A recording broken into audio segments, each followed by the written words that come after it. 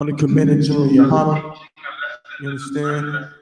Is it today's of course the scripture breakdown class. So if anybody has any questions of any kind, you know what I'm saying, this is the class to get your questions answered.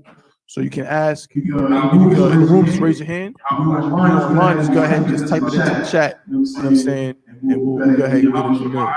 What you got, Mike Shaw? Come on, sir.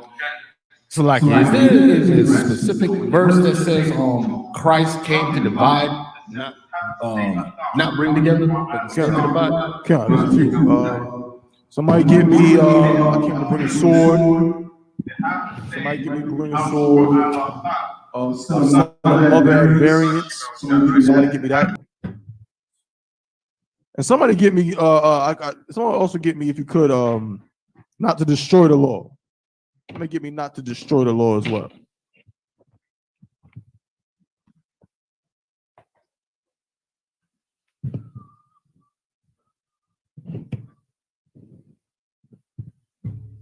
So yeah, so there's one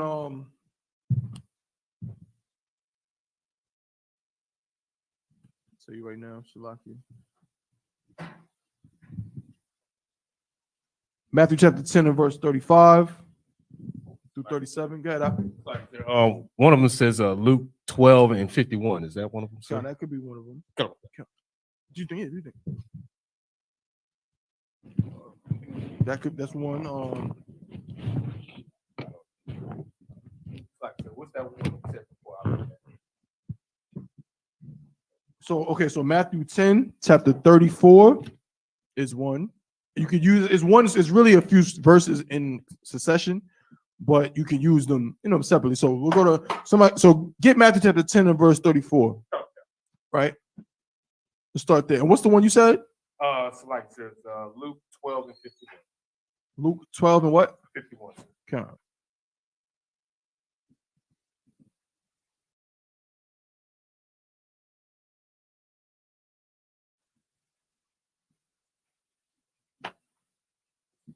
God, that's a great one. We'll get that one after.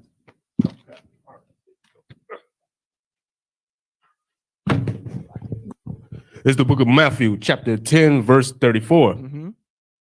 Think not that I'm come to send peace on earth. Right. So Christ said, now, I mean, damn, does it get any more?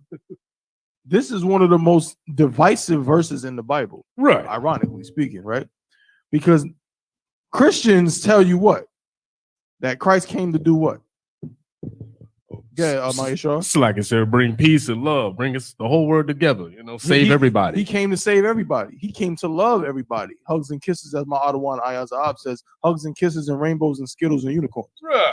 That's what Christ came to do. I mean, I know when I was a kid, I don't know about y'all, but I kept seeing pictures of white Jesus, you know what I'm saying, sitting on a rock with little Asian babies and little black babies and little white kids around him, and everybody's like, oh, and he's just talking like he loves everybody, right? You know what I mean? That's what they taught us. That's what they teach. I saw one with black Jesus. Oh no! Now imagine that. Some of y'all do that too. You go to the Christian church, they'll put a black Jesus and still be what? Asian babies around him, right? White babies, and he's still somehow he's. What do they do? They give him dreads.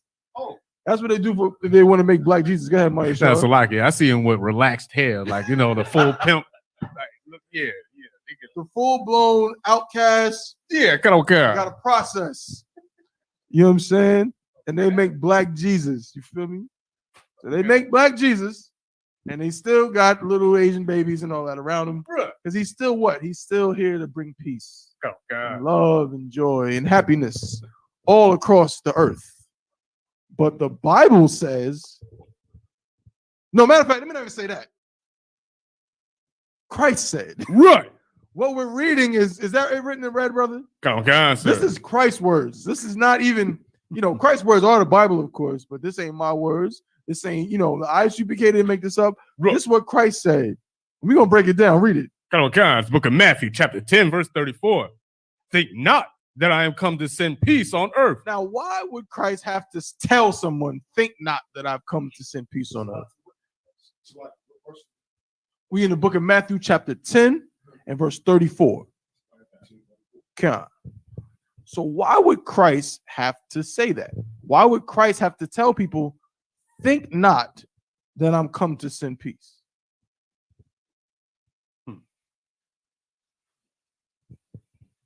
Oh. It's like, sir, did he think because he is sent by the Father that, well, the Most High God, they think maybe he's supposed to unite the people? Is that possibly why? You on it, but make it. Tell me why he would have to say it. What would be the purpose of him saying it? Go ahead, Kabul. Because our people would always want to intermingle. And where's the mic at? Oh, Okay, it's like my bad, bro. I was right there. Slug, so because our people would always want to intermingle with the other people. Mm-hmm. And so You right. You want it more, right? The question is, why did Christ have to say, think not that I am come to send peace? Go ahead, Yanazor. Mm-hmm.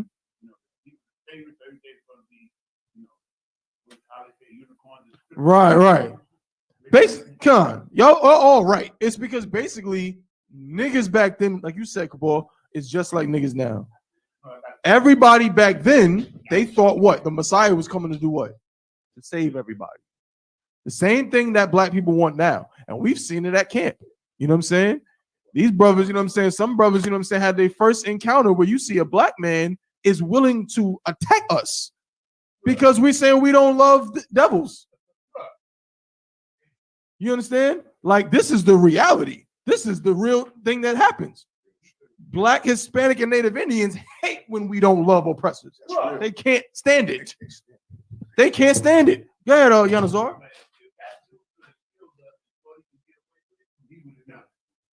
Damn right. Damn right. You know what I'm saying?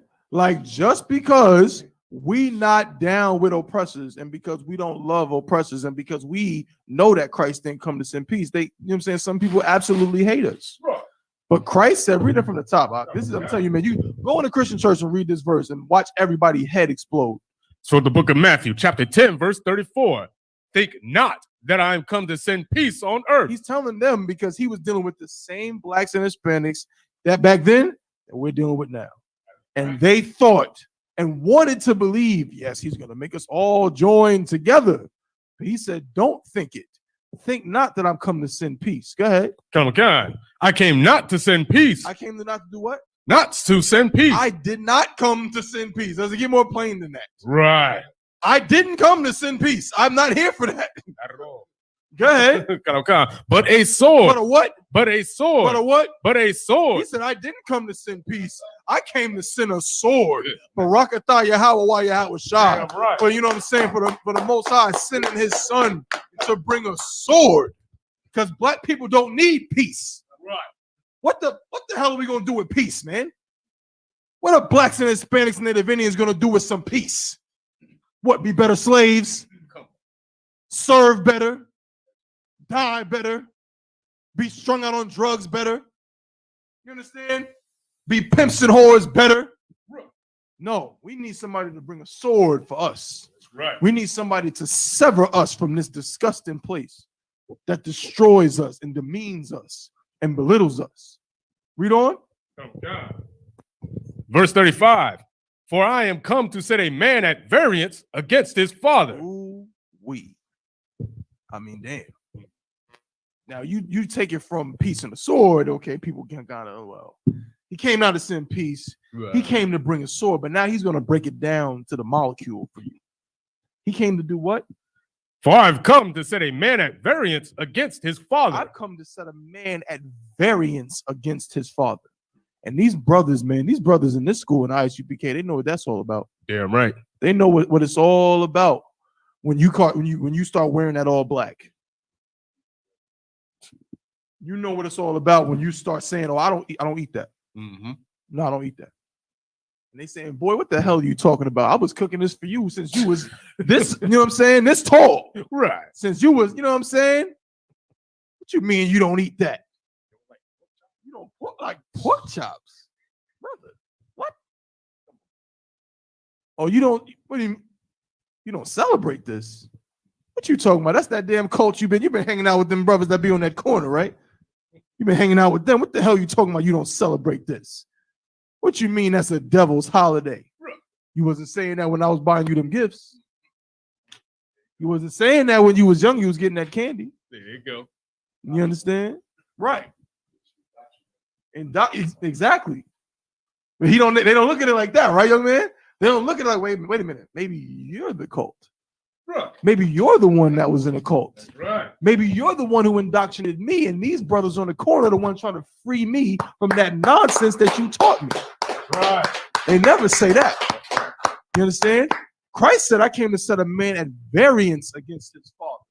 You understand? To be in this truth and to do what we do, to save blacks and Hispanics and Native Indians, you are going to have to deal with hatred from your own family. That's right. It's just what it is. This is the life of a soldier that you've never seen. You can literally go out there and sell all the drugs you want. You can sell all the drugs that you want. Yeah, some people will hate you, but guess what? A lot of people will love you. Right. A lot of people will love you. You heard about what happened to Alpo? Y'all heard about that? We was just talking about that not too long ago, right?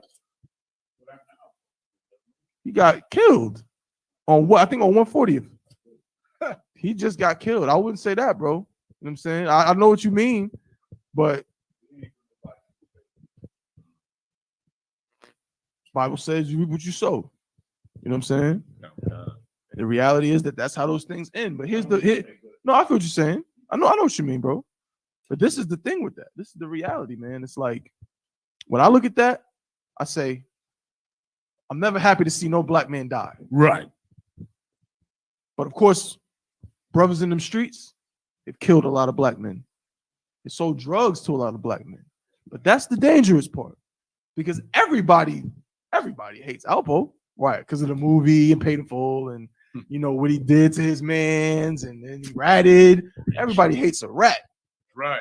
But in Harlem, Rich Porter's a legend. Everybody loves Rich. Everybody loves Rich and all of this, you know. But here's the reality. Yeah. But he was also a drug dealer. Right. He was also a murderer. You know what I mean? Like, let me. Allegedly. Go ahead, man. Salakia, the people of this empire love anything that God hates. Damn, bro. Period. Give him a hint. Right. Right. Simple. That's the simple way to put it. That's the simple way to put it. You understand? You can do these things, and there's a way. If you destroy blacks, Hispanics, Native Indians, like the brother just said, America's gonna love you. America will love you if you destroy blacks, Hispanics, and Native Indians. You understand? But guess what? I'm telling you, you can go out there and sell all the drugs you want, and some people will love you. You come into this body, you come into this One West, this ISUPK, I'm telling you right now, man, you're going to get hatred you've never seen before in your life. You're going to get an amount of hatred and looks that you've never seen. You understand why? Not because of how you dress. Not because, oh, you too aggressive. No. It's because deep down they know this brother's trying to save black people. He's trying to save those Hispanics that I think are not worth a damn. He's trying to save those Native Indians that I was trying to keep on the reservations. I cannot have that. I can't have someone trying to tell these brothers and sisters that they're the greatest people on the face of the earth. I can't have that. How will my economy thrive? How will my nation thrive if these slaves start to understand that they're actually better than me? You understand? And these same slaves have, what do we call it? Stockholm syndrome. Right. So when they hear you say the black man is the greatest on the face of the earth, Hispanics, Native Indians, we're the best people, we're God's chosen people. In their Stockholm syndrome sickness, even they, like you said, brother, they love what America loves and hate what America hates. So it's like, wait a minute, no. You don't tell me that I'm better than these devils. No. I'm just a slave. I'm just a nigga. I'm just a spick. I'm just a wetback. That's all I am. And that's all I'll ever be. And they believe it. And they'll come against us for it. And guess what? You're going to have to go against your family to prove to them that they're better than all these other people. Right. And that's why Christ had to say, read it from the top one more time. Verse In the book of Matthew, chapter 10, verse 35. For I am come to set a man against variance, like a man at variance against his father, and a daughter against her mother, Right. and the daughter-in-law against her mother-in-law. You know you're gonna set a daughter at variance with her mother. As soon as that mother hear ISUP, what? ISUPK. Hold up, wait a minute. She gonna start doing all kind of calculations in her head, like the Bionic Man. Hold up. Now I could have sworn I seen some niggas on the corner one time saying that a man can have more than one wife. You're not talking about them, are you? And then the sister has to say, "Yep." Them same ones, them same niggas that say that a man can have multiple wives, and that a sister has to be under obedience to her husband. Them same ones. And know what that mother's gonna do? That mother's gonna go in on her and tell her, "I didn't teach you that. Right. I taught you to be independent. I taught you can do it on your own. You don't need no man. Oh, you want a man that bad? You want a man that bad? You gonna let him tell you what to do? Ain't you grown? Ain't you this? Oh my God, I didn't raise you to be like this. I wish your father would." If she got a father. Right? If she got one. If not, then the mother just gonna be like, "Look at your father. You gonna love a black man, he gonna be just like that." Salaki, the more I'm in here day by day, I notice how much people don't know SHIT about the scriptures. Man, I have absolutely beautiful women coming up to me, trying to talk to me. Beautiful, right? Judite. Soon as I tell her, I say, "Okay, well, let me tell you something. I'm an Israelite. I don't do LBGTQ. I don't do that." Soon as I say that, they lose their mind. When I tell them that, look, when I tell them that they got to come to school if they want me, they just don't understand it. They're like, "How?" Right. They're like, "I'm telling you, I'll give you myself." I'm telling her, like, sex is marriage, girl. I'm like, everything that I'm like, let me pull my scriptures out for me. She's like, no, it's okay. I like, well, if you run it from God, you run it from me. Simple as that. Simple as that. Most High in Christ, bro. I hate what God hates. That's what I told him. Simple. But that goes to show you why we always say, what? If you're not in here, what? You a Christian. Yeah. Because you want to be the same way that they are in the Christian church. Not you. I'm saying the people you talk to, right? They want to believe, I love God. You can do whatever you want to, and you'll be forgiven. And you, right. I love God. God is everything. You see it in their bio on their Facebook, on their Instagram. I'm a Proverbs 31 woman. Who heard that before? Proverbs 31. Do y'all ever read Proverbs 31? Do you know what it says about a woman in Proverbs? No sweat, brother. I feel you. You know what I'm saying? Because the scriptures, you know what I'm saying? The brother said that he found what? He found one man. I'm paraphrasing. He said he looked for a righteous man out of 1,000, and he found one. But out of 1,000 women, he found none. That's right. None. I forgot about that one. You know what I mean? That's why the scriptures say her price is far above rubies. It's hard to find a righteous sister, man. It is a task. It is a task. That's why you got to do what? They got to be forged in the fire, just like these brothers. Right. You know what I'm saying? These brothers, man, these brothers were some hardcore Negroes before they came up in here. Some of y'all in this room, I wouldn't want to see y'all niggas in the streets. I'm gonna tell you right now, I would not have wanted to run into none of y'all. Before y'all came in here, I don't, you know what I mean? Brother might have to walk across the street, like, you know what I mean? Like a double woman clutching her purse, like, I see that. Nope. You know what I mean? It's real. But when you get forged in that fire, you become what? You become a new creature. Right. You become something totally different. And that's why they don't recognize you. And people always fear what they don't understand. Right. They always do. They always fear what they don't understand. And more than that, just with the same thing, but they really fear what, this is what really gets them. When you come in here, you become what? Somebody read my mind. I'm going to give you a word. You become a reflection. You become a mirror of what? Give them a hand. You become a reminder to them of how much they don't love God, of how much they actually hate their families, how much they actually hate their people. That's what you are. You are a walking, breathing. That's why when they see, what do they say when they walk past this camp, Yanazar? Why don't you guys shut the hell up? Shut up. Go home. Well, I heard one person they say, take that, go back to New York. Take it back to Harlem. Yeah. Take it back to Harlem. Right. Well, you got camps all over damn America. You think Captain Goodall is not doing the same thing in California? What are we talking about? You understand? But they want us to go home, pack up. We was packing up the other day, and I think somebody yelled out, like, yeah, go home. I'm just like, we'll be back. Like, same time next week. Go ahead, Yanazar. Yeah, he said right. He sure did, right? I'm telling you, the hatred is real. It's real. You know what I'm saying? I ain't gonna go into detail, but I put a sign on my door yesterday. What was that last night, man? That disgusting pagan garbage that I'm sure the Ottawa is gonna cut to shreds.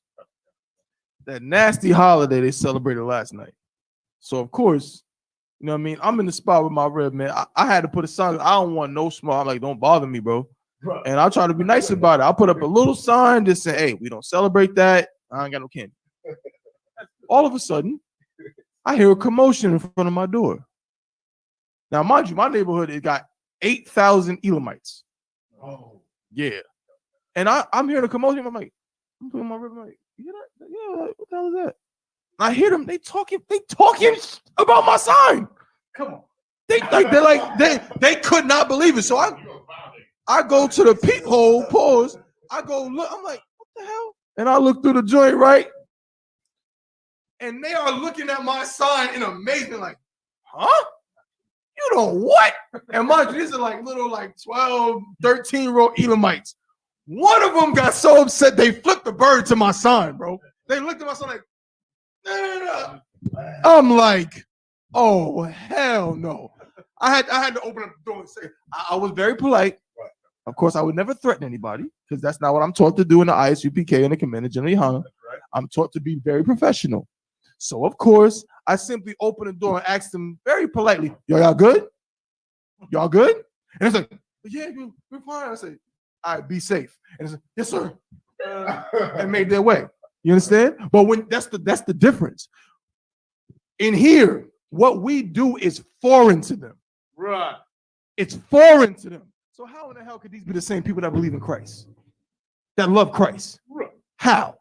When Christ said, I came to set a man at variance against his own father and a daughter against her mother. Any more, Maya Shaw? Come read it for the time if you got to. Come, sir. The book of Matthew, chapter 10, verse 35. For I've come to set a man at variance against his father, and the daughter against her mother, and the daughter-in-law against her mother-in-law. Read on. Come, verse 36. And a man's foes shall be they of his own household. And a man's what? Foes shall be they of his own household. What is a foe? Yeah, Uncle Boy. It's like your enemy, sir. Yeah, right. Your enemies, your foes shall be they of what? Are you sure?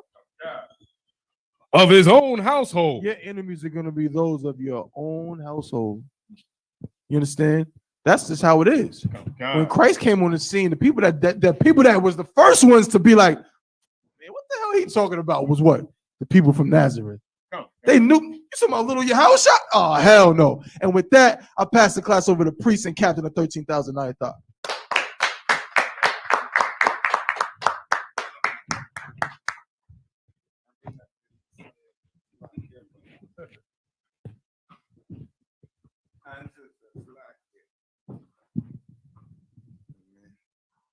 All right, where we at? Okay. You finished breaking it down? Okay. Come on. Sir, do you want me to go to also Luke 12 and 51, sir? Brother's question about scriptures that show that Christ put everybody together. Okay. Okay, go ahead. Go ahead.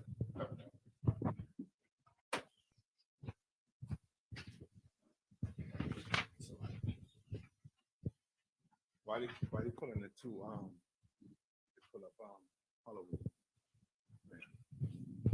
Come on. Come on, sir. It's the book of Luke, chapter 12, verse 51.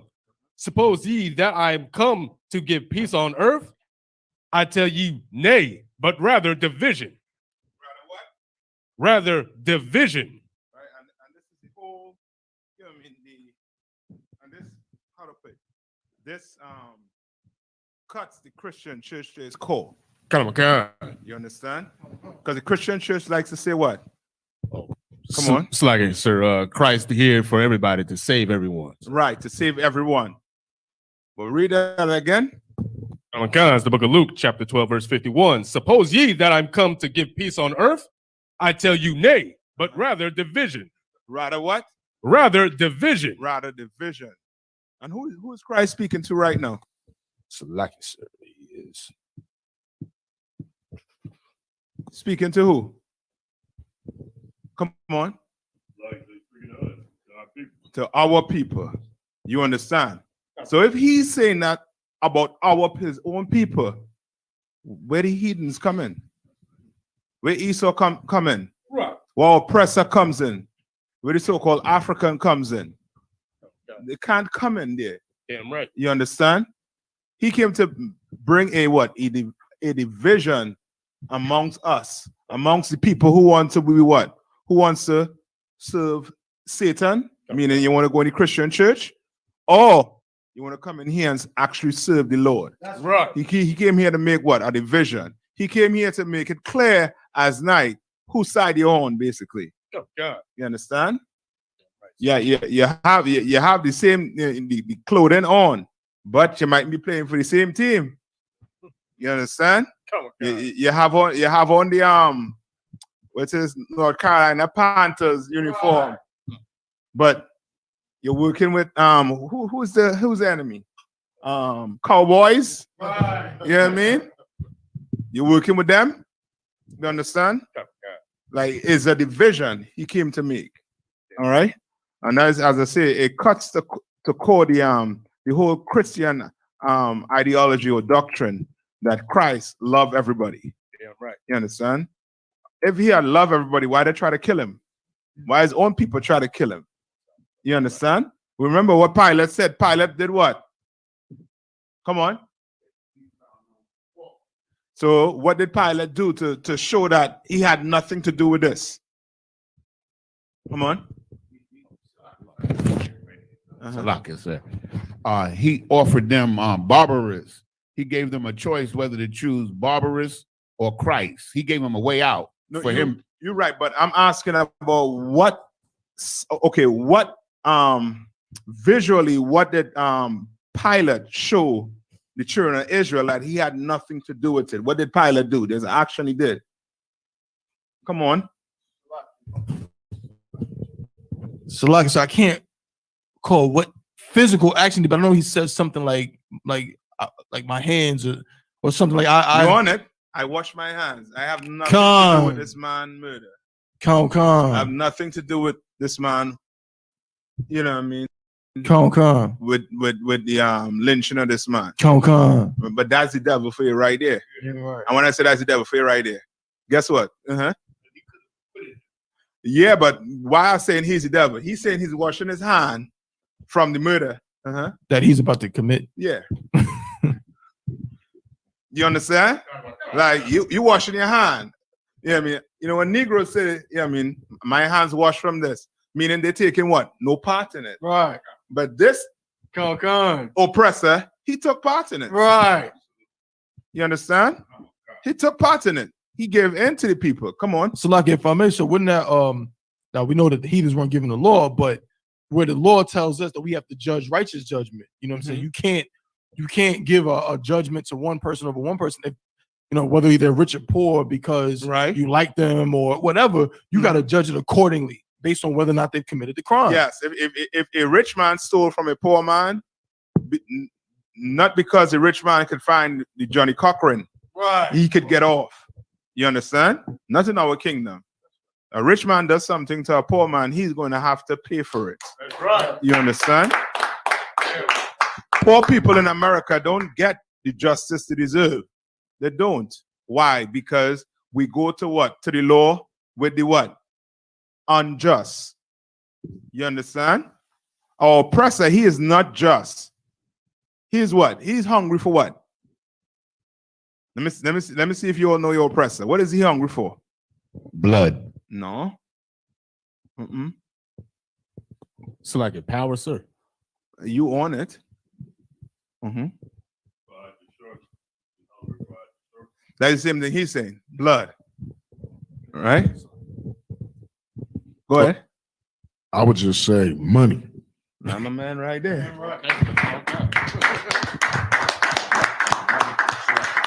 Halloween was about what? Money. Thanksgiving is going to be about what? Money. All his holidays is about what? Money. Everything you have, everything you celebrate with him is about money.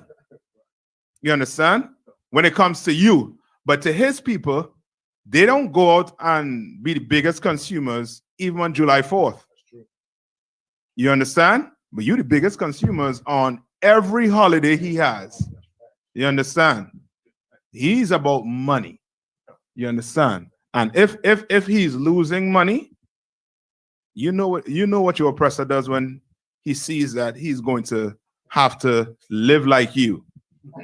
Meaning he has to live on 2 square meals a day or 1 square meal a day. What is he going to do?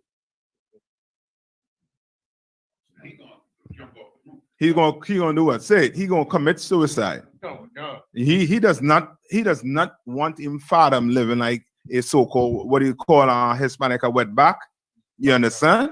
He don't want to live like a native Indians on no reservation. Right. You crazy? He is going to what? Kill himself. He's going to commit suicide. Yeah. Raise your hand, right? Come on. Water, sir. Around holiday time, you start seeing more Israelites in the commercials, more black people in the commercials around holiday season. They start putting a lot of us in the commercials, you know, right. Because they know exactly what you just said, that we're the consumers. Yes, we are. You understand? I forget how much money they say we spend on average as black people, which I mean is a ton. Come on. Come on, sir. Black people alone, 3.1 trillion. You understand? Like we and none of that coming back to where? The black community. None of it. You know how much they say Halloween, they say is it's accounted for what I think is a quarter of the candy bought in America for the year or something like that. You understand? Like, come on. Like, we need to wake up, but because of our leadership, the pastors in your church, you understand? As Cole calls them, Pastor Willie, Joe Willie. Joe Willie, because of Pastor Joe Willie in your church, the so-called oppressor is able to seduce you. Right. He's able to seduce you.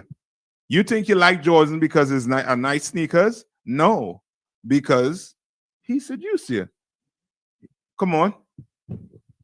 Salakia, can I get a scripture breakdown of everything that the oppressor, his ways, we're not supposed to follow any of his ways, his culture, anything like that? Yeah, we'll come to that as all right, the bottom. Jeremiah 10, I believe. We're gonna come to that. All right. But first, I ain't gonna forget your question. I'm gonna tie it into my topic. All right. My topic today is what? Halloween. You understand? We have to stop celebrating Halloween as Blacks, Hispanics, and Native Indians. You understand? And I don't think, you know what I mean, Blacks and Hispanics, you know what I mean, grown men and, you know what I mean, grown women, I don't think they know how silly they look dressing up in some costume. You understand? We look silly dressing up in some costume talking about we going to some Halloween party. You understand? And that's the whole thing. Like our oppressor, he is so good with his seducing, he will make you celebrate a holiday without thinking you're celebrating a holiday. You thinking you having what? A fun time. Right. But not knowing you worshiping another God. Right. You understand? He did it perfect with what? Christmas. He what? Christ Mass, right? So you think what? This day is for Christ. Right. But when you buy the gift, you only leaving it under the tree for Christ? Who buying them gifts for? For that monster and them gremlins. You understand? That's who you're buying the gifts for. A monster and a gremlins. Who don't give a damn whether you live or die or come and go in that house. You understand? You there, no? If you have your hand, the light here, I can't see. No, you good. I just saying, you know. Yeah.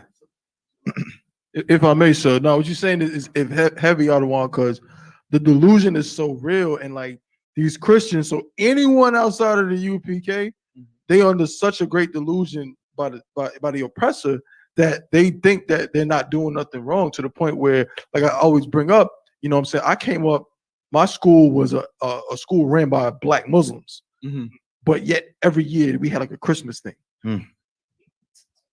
Now these are, when I say Black, I mean like it's New York, I know. Black Muslims that, you know what I'm saying, the dean of my school like had been around Malcolm X at times, you know what I mean, like that.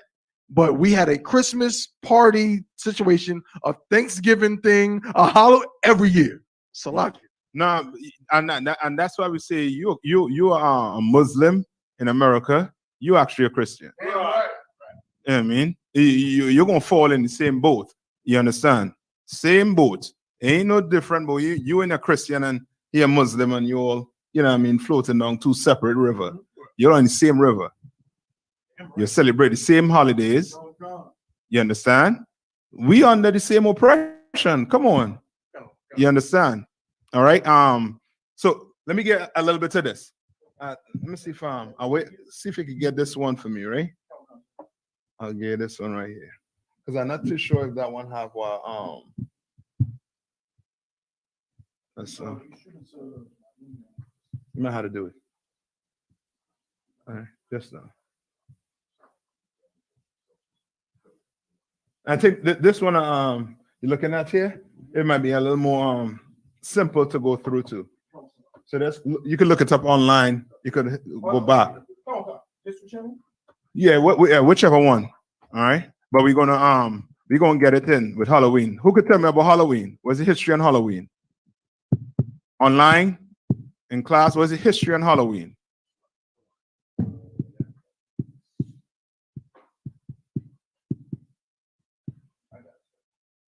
All right. Anybody online? History on Halloween. No, you in class too. Come on. From my knowledge, it's a Day of the Dead that they celebrate that goes back to somewhere in Europe, where they celebrate the Day of the Dead, all the people who have died, who passed on. So, and like I want to say it goes back to not Rome, but I'm gonna help you. What you talking about is the Roman side of it. You understand? What you're talking about is the Roman side of it. But Halloween is actually a celebration to bring in what? Winter. You understand? So just think, okay, to understand a heathen, right? A heathen looks at what we would call natural disaster and says what? You say natural disaster, does it have to be a disaster or just like a natural occurrence? A natural is like a hurricane, a a tornado. He would look at it and say what? That's what? God. Not a heathen. He'll call it by a different name. Mother Nature. You understand? He would say Mother Nature did it. He wouldn't give God the props. You understand? That's why with a hurricane, when it came and destroyed New Jersey, the governor was quick to come on and say, we will build back and this will stop us, this, that, the other. It's almost like coming up in the face of God that, you can't stop us from, building this great and mighty empire. You understand? Like they do not give God the honor. So guess what? They're going to worship what? The sun. You understand? Because the sun does what? The sun take care of the crops. Right? So now when that spring and that fall started go, and now winter started come in. What happened to your crops? They started die. So meaning you as a people would have to do what with your crops during the fall and the summer. Come on. You had to harvest it. So you're gonna harvest it, and you're gonna have to you know, I call them squirrels. They gather nuts for the winter. Back then, when you didn't have a refrigerator, you didn't have a way to store your food, right? You will have to gather it in a way, whereas you're gonna store it for what? The entire winter. You understand?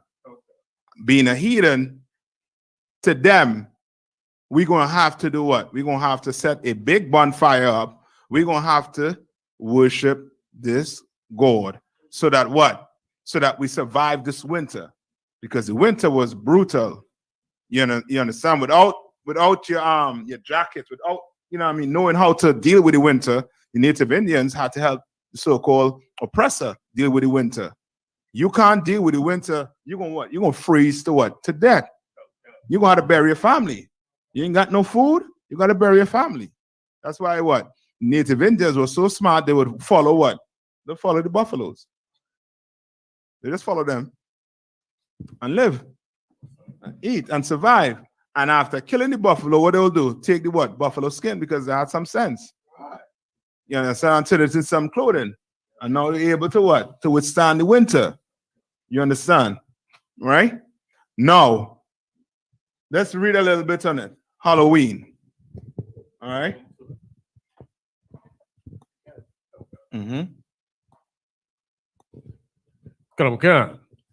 Halloween is a holiday celebrated each year on October 31st, and Halloween 2021 will occur on Sunday, October 31st. Right. So, you know, right now they're trying to pass some legislation to try and have it on the last Saturday of every of October. Right? Come on. It's funny you mentioned that, sir, because I just you know what I'm saying, was working on the articles for the show. One of the reasons I know they're doing that is because Halloween night is like one of the deadliest nights of the year. Yeah, I have some stories here for you, bro. Like they trying to like stave off all the accidents that happen. So like, Yeah.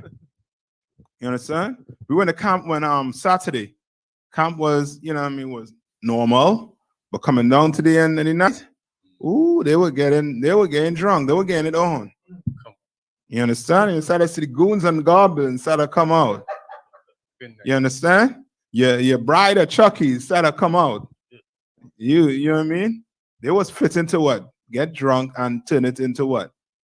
What they also call, what was another name they call Halloween? Another name for it. It's like All Devil's Night. No. Not this way. Come on. All Hallows.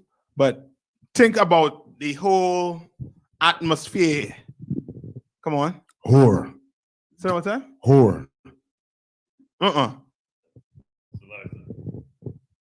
Halloween.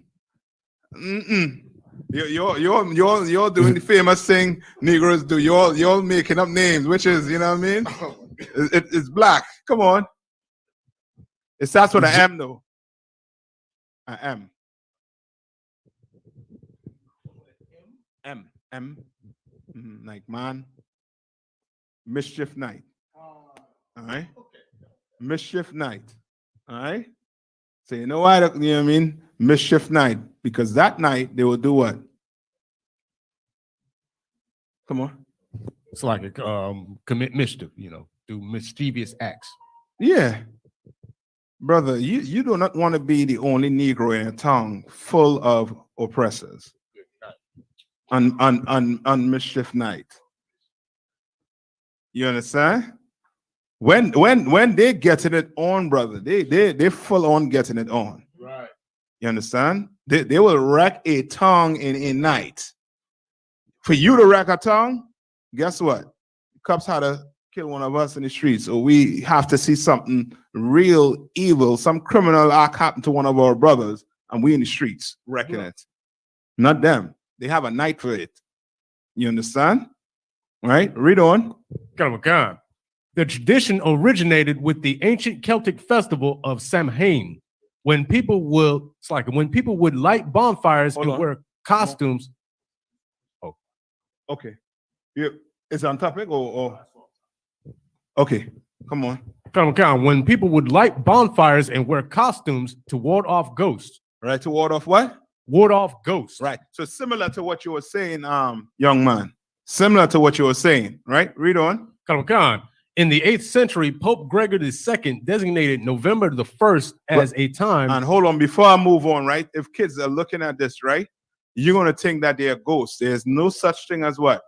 Ghosts. No such thing as ghosts. Ghosts are made up characters by a so-called oppressor. You understand?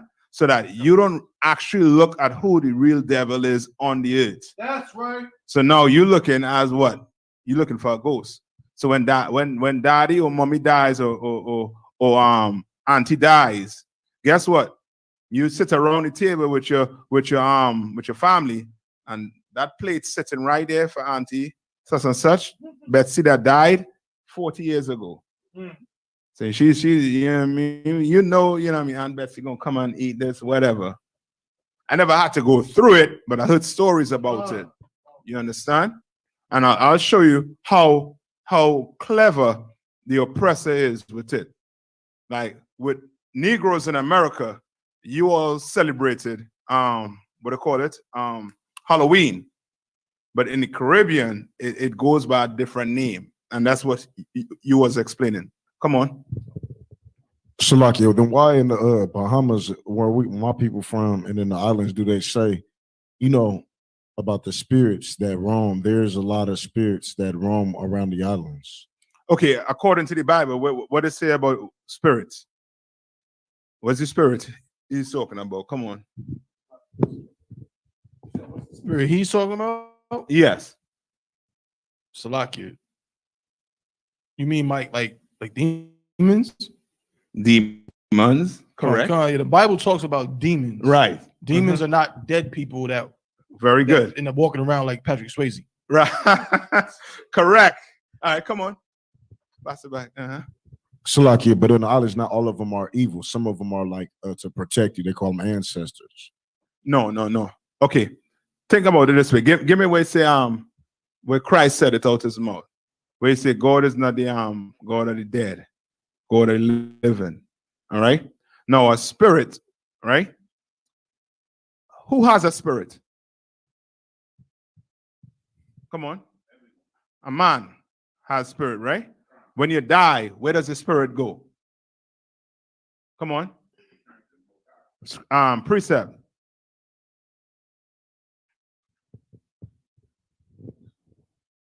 Psalms 104 and 28. All right? Psalms 104 and 28. When you die, your spirit goes back to where? To the Most High. You understand? All right? And as we read in the book of Job, right? Where are the demons and where are the angels? Where are the demons? Where are the angels? Come on. In the fourth dimension? Yeah, in the fourth dimension, but in the book of Job, give me Job 1 and 6.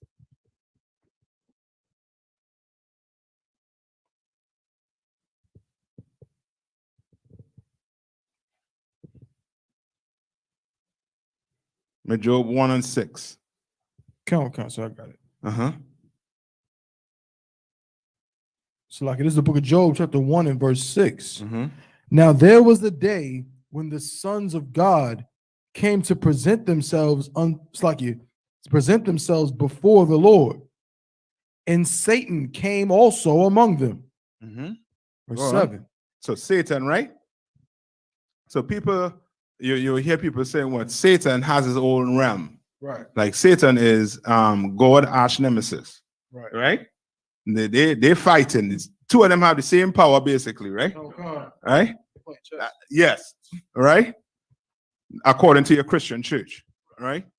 Now read on. Let's show you how the Christian church they illiterate. That's right. They don't read. Yeah, all they go by is what they hear. What somebody tell them.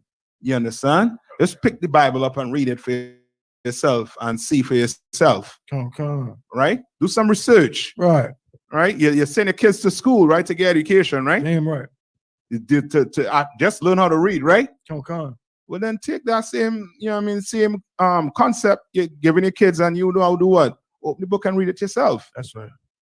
right? Don't let somebody tell you what's inside there, and then when you open it, you know what I mean? That's not what it is. You have a teacher teaching your child something that's not in the book. You quick to go down to the school and try to embarrass the teacher. You understand?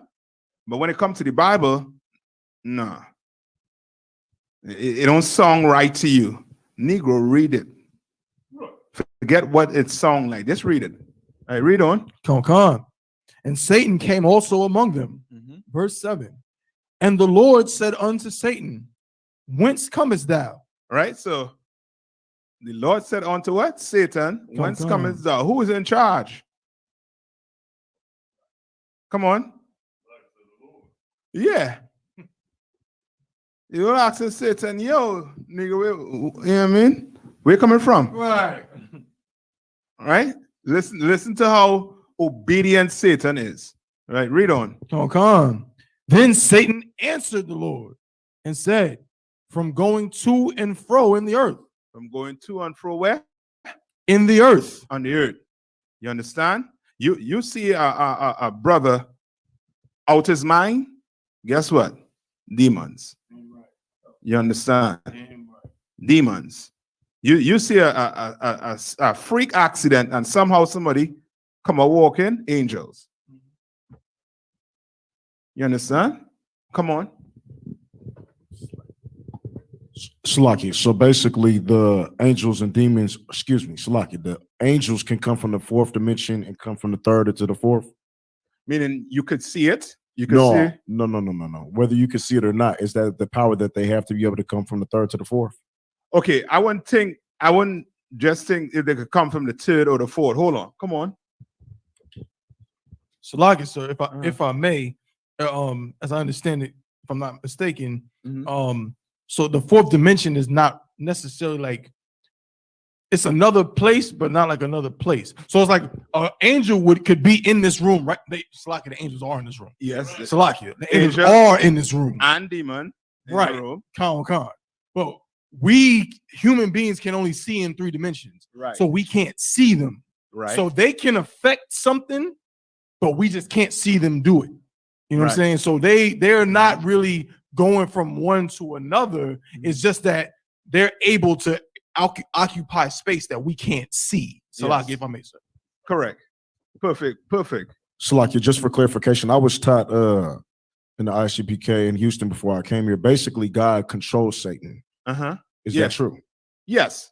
All right. So everything Satan does is just by the will of God, because he does basically all God's evil, dirty work to carry out basically punishment. Okay.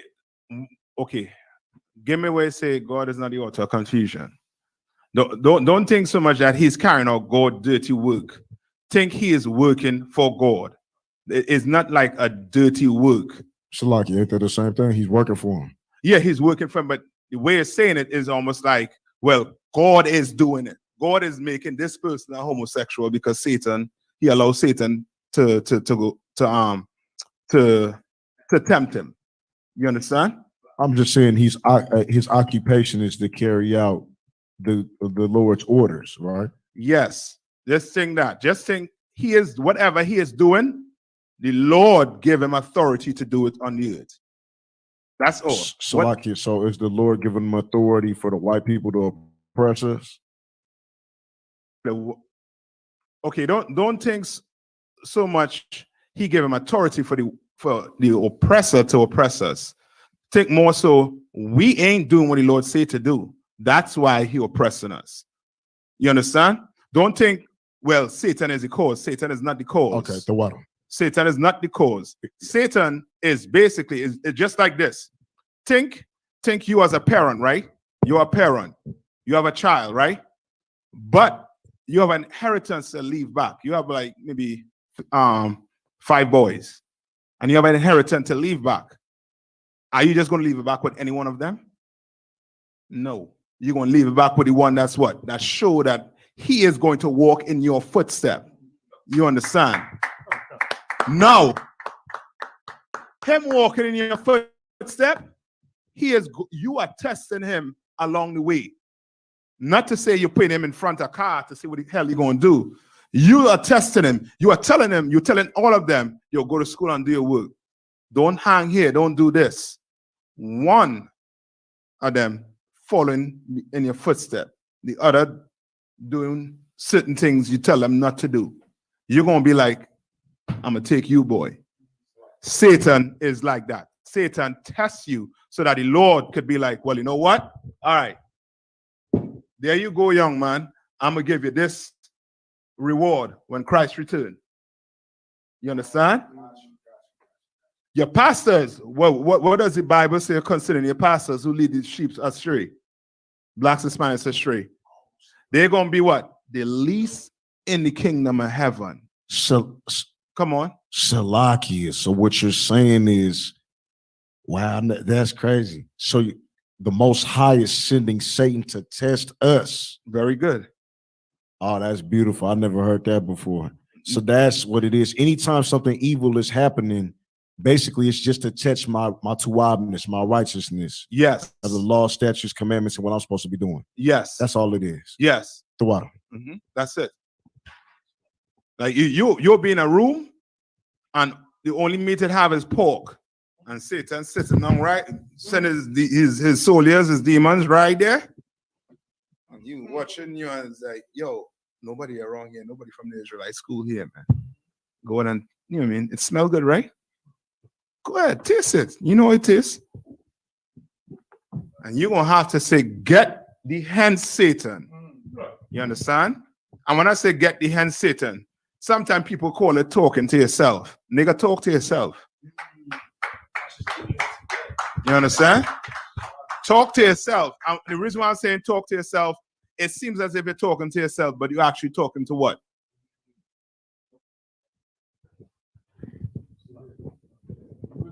Talking to Satan and his demons. You're talking to the demon. Come. You understand? Most of you, come on. Salakia, sir. Will the precept be when Christ told Peter, get thee behind me, Satan? Right. He And- wasn't telling Peter to get behind me. Right. He was telling what? Satan that was in Peter, get thee behind me. Come. You understand?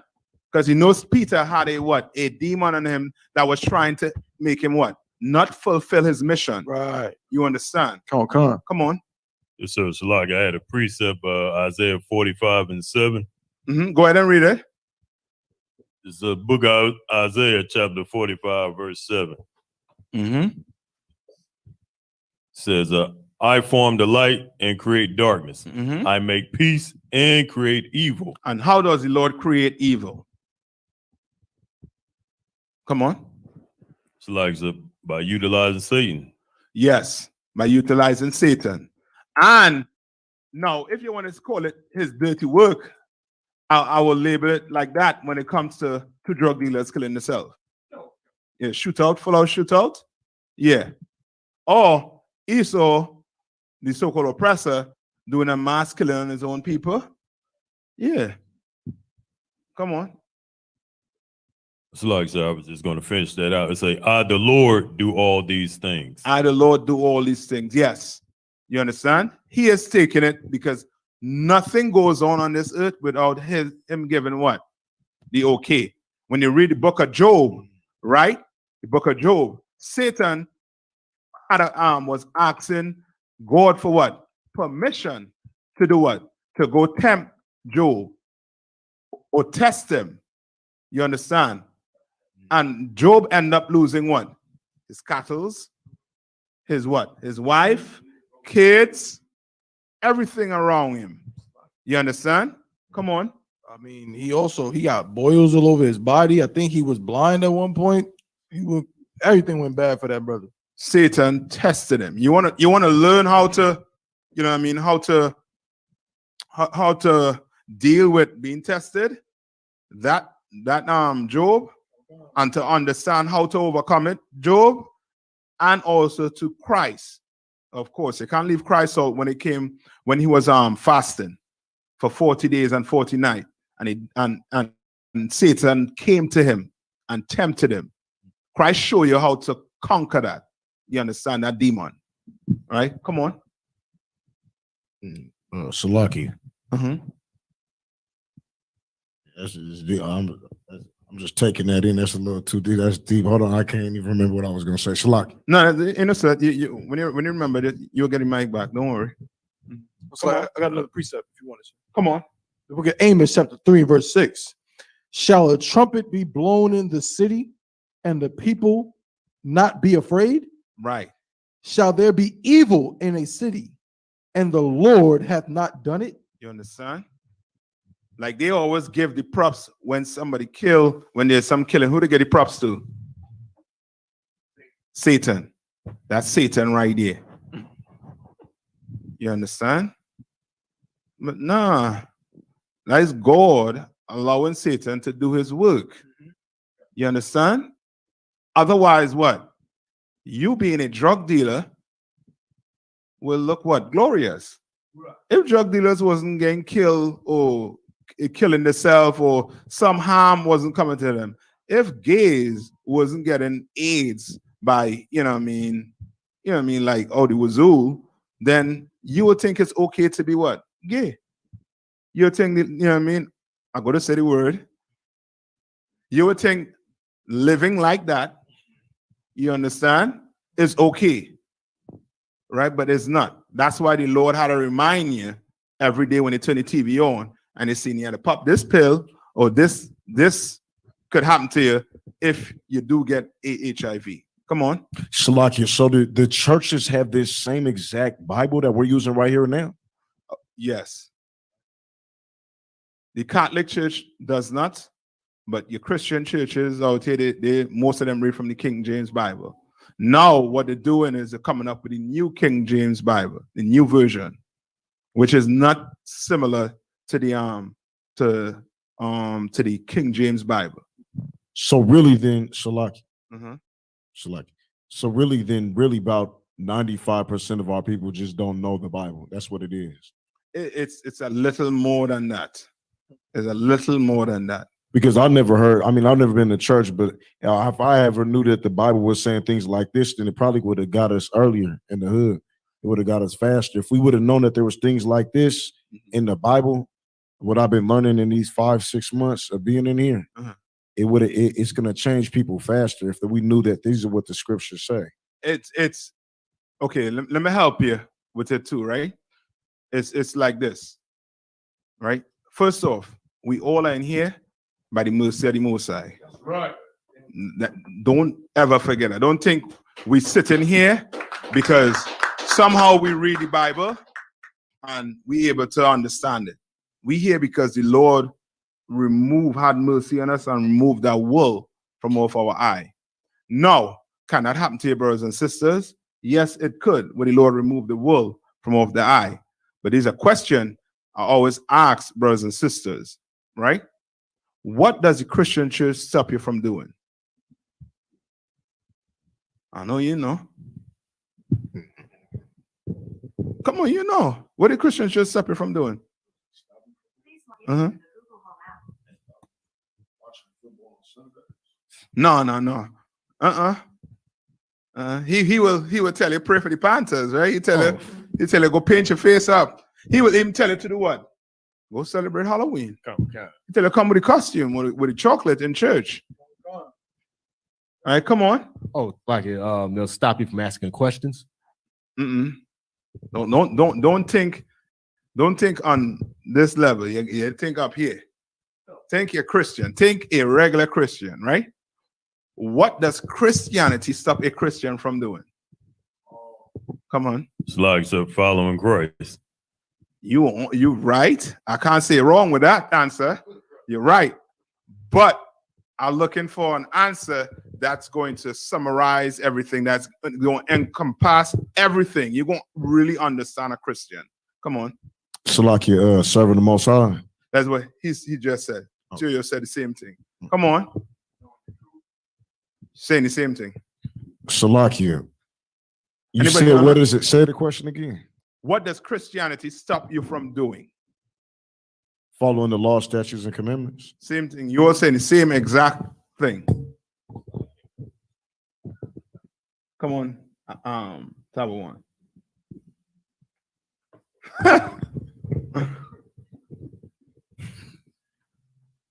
So like I said, I ain't gonna front. I was gonna say following the law, statutes, and commandments. So like I said. Come on. Anybody online? You all forget these classes. Don't forget these classes. Guess what? You all have to get a notebook and write these things down.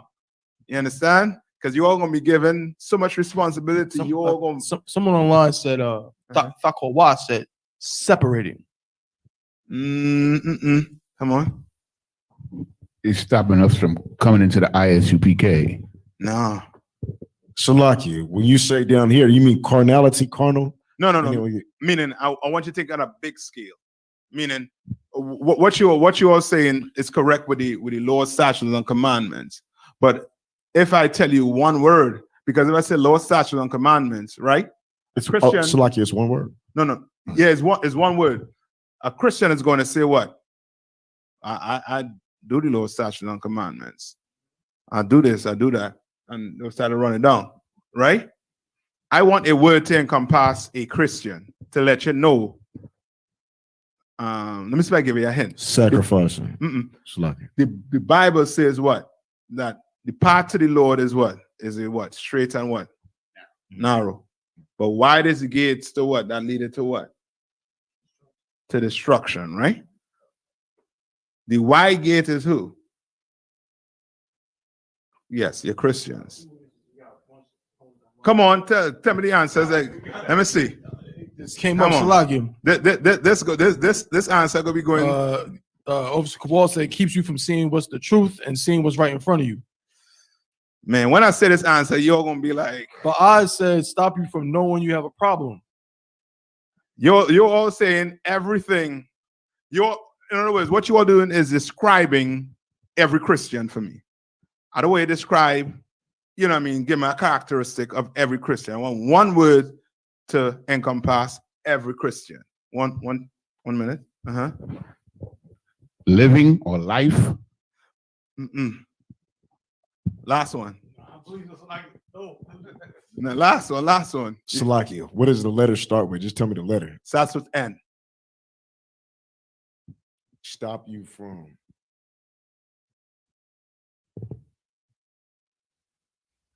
It stops you from doing nothing. That's simple, right? Stop you from nothing? From doing nothing. Can you smoke cigarettes and go to church? Can you pop holes and go to church? So I could just run the list down. So in other words, Christianity doesn't stop you from doing what? Anything. Nothing. Nothing Christianity stops you from doing. You could go and celebrate Halloween in the Christian church. You all know that, right? You could celebrate July 4th in the Christian church, right? So when I say Christianity stops you from doing nothing, now you understand what I'm saying. I'm encompassing everything you all just said. You understand? They eating pork in the Christian church. You know the pastor sleeping with your wife in the Christian church, which is adultery. You know the pastor molesting kids. You understand? And he's still on the pulpit, and you're saying, you know what I mean, Lord forgive him for doing whatever. You understand? Like, ain't nothing. You go to church, you are not, how to put it, you're not held to any moral standard. You're not held to any type of moral standard. Because we all are what? We all are. So, like I said, under grace. Yeah, but the famous Christian phrase. Yes, we all sinners. You know what I mean? We all sinners, right? Oh, you perfect, right? You perfect. You don't break no law. None. No Negro, I don't. Now what? That pork chop tasting good, right? Pork knuckles tasting real good, right? You understand? Like, we could eat it. Come on. So, like, that's why most of the crime and the filth in the world is done by Christians. Yes, a drug dealer wears a what? Bro. A cross. All right. The same cross the pastor wearing, a drug dealer has it.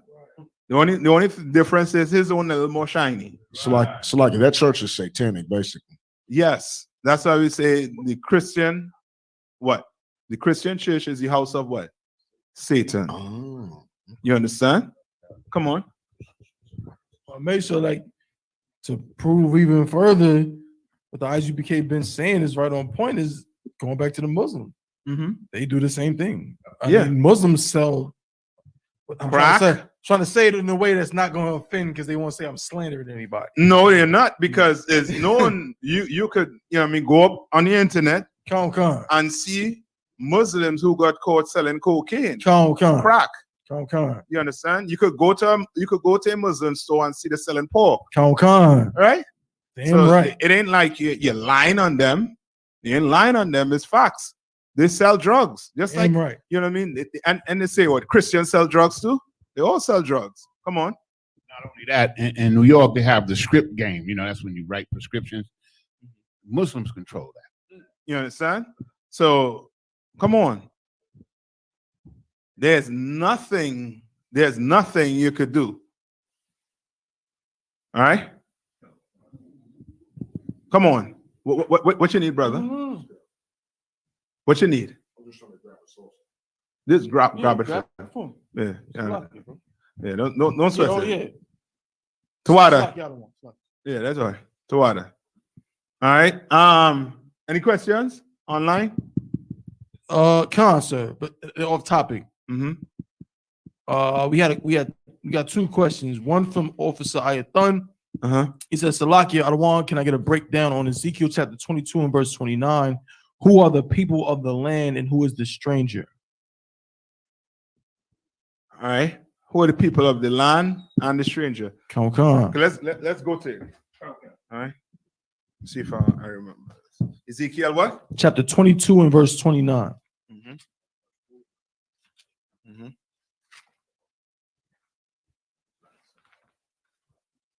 You got it? Let Maisha read it. Just cover for Come. It's the book of Ezekiel, chapter 22, verse 29. Mhm. The people of the land have used oppression and exercised robbery and have vexed the poor and needy. Yea, they have oppressed the stranger wrongfully. Keep going, sir. Where you at? 22? Okay, so it's like it, sir. It's chapter 22, verse 29, sir. Let's see. 29. Come, sir. Read one more time. Come, it's the book of Ezekiel, chapter 22, verse 29. The people of the land have used oppression and exercised robbery and have vexed the poor and needy. Yea, they have oppressed the stranger wrongfully. Ayathan, I'm gonna get it for you, right? So he just wants to know what the people of the land, right? Who's talking about? Mm-hmm. Come, sir. He wants to know who are the people of the land and who is the stranger. So okay, I'm gonna get it for him. All right. All right. Any more? Just check online and see if there's any more questions. Mm-hmm. Okay, Salaki sir, Thakwa asked Salaki sir, if I may, why do people give out candy during Halloween? Okay, good. That's a good question, right? All right. Why candies? All right. Let me see. Go back. Let's read a little more. No, let's read a little more of this. Okay, come, All sir. right. Continue reading some more of this. Come. Uh-huh. Yeah, you read. Mm-hmm. All right. So, come. Pope Gregory II designated November 1st as a time. Oh, wow. Slakia. Pope Gregory III designated November 1st as a time to honor all saints. Soon, All Saints Day incorporated some of the traditions of Samhain. Samhain. Yeah, Slakia, sir. Samhain. Hold on. Samhain. Samhain. Yeah, Sowin. Right, it's spelled Samhien. Just scroll up. Samhain. Yeah, Ain. Samhain. Right, but it's pronounced as Samhain. Salaki, sir. It's a Celtic holiday. Right? Come on. Salaki. Traditions of Samhain. The evening before was known as All Hallows Eve and later Halloween. Over time, Halloween evolved into a day of activities like trick-or-treating, carving jack-o'-lanterns, festive gatherings, donning costumes, and eating treats. Right? Read on. I don't think skip down. Skip down to Halloween. Halloween's origins date back to ancient. Come on, sir. Halloween's origins date back to the ancient Celtic festival of Samhain. The Celts who lived 2,000 years ago, mostly in the area that is now Ireland, the United Kingdom, and northern France, celebrated their new year on November 1st. This day Right, marked and now remember that, right? They celebrated the New Year on what? November 1st, right? Yes, that's why they call it All Hallows Eve or something like that. Come on.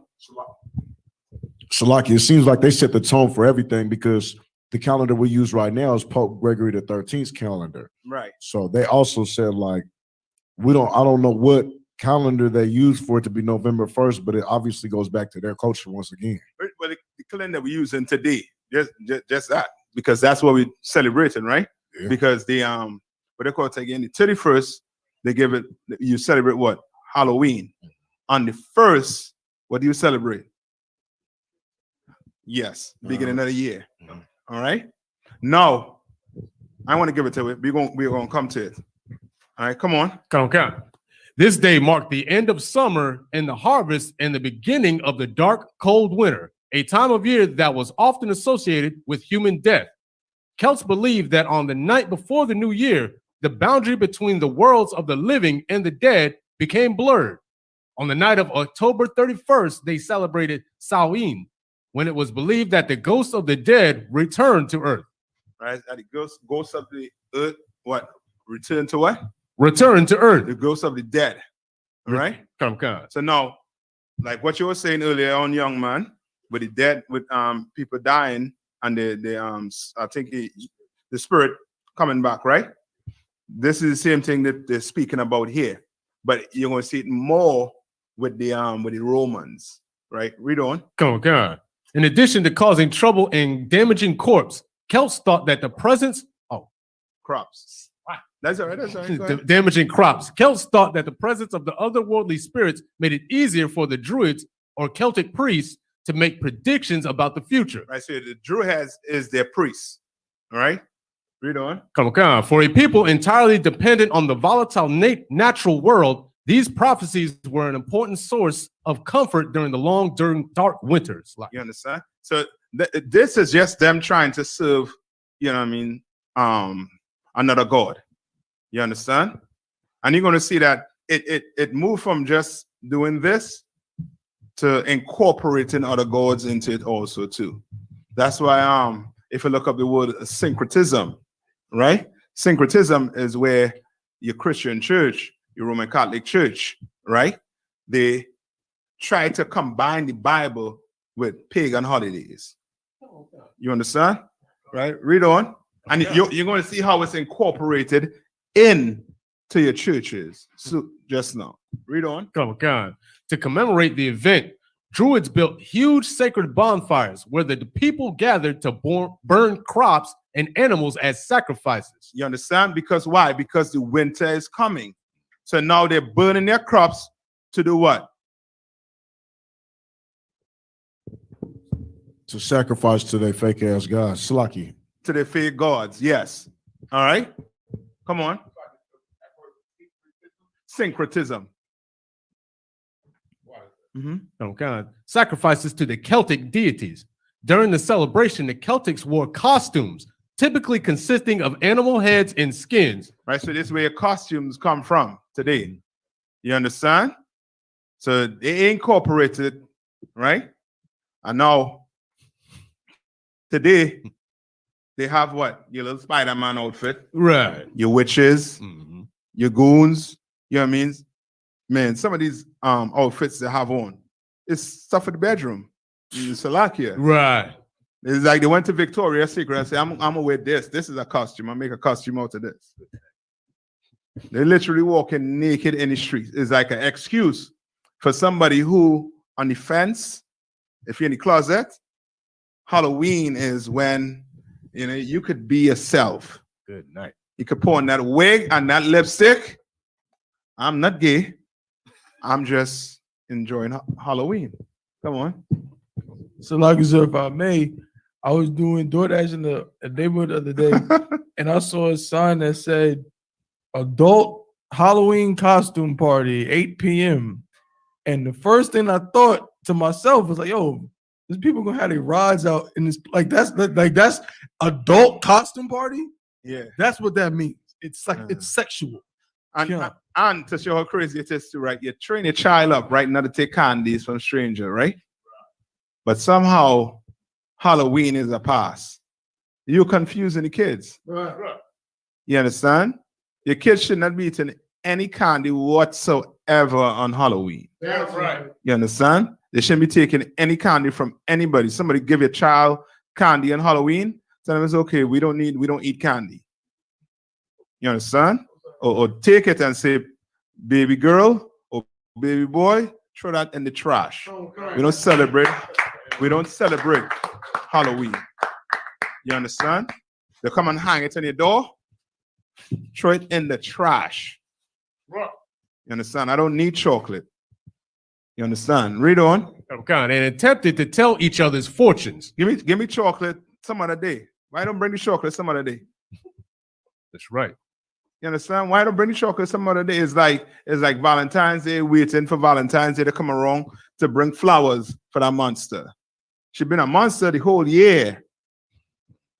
And you're going, you know what I mean? On that day, if you ain't bring flowers, brother, Tyrone, come on. Salakia, at camp, or do we have a time where we pass out people yearly calendar of what we're supposed to be celebrating? They come to class. You understand? We don't pass all the calendar, but the calendar is, you know what I mean, it's online. You understand? It's online. They could go up and look at it. You understand? They also, blacks and Hispanics know they're invited anytime to come here to sit down in class. Right. You understand? And get, you know what I mean, get fed. You know what I mean? Not just with food, but with this. You understand? Yeah. Come on. When the celebration was over, they relit their hearth fires, which they had extinguished earlier that evening, from the sacred bonfire to help. So all this is what? Rituals, right? All these things are just rituals. It means nothing but to your Celts and your Druids and your Northern Ireland and your Scottish people.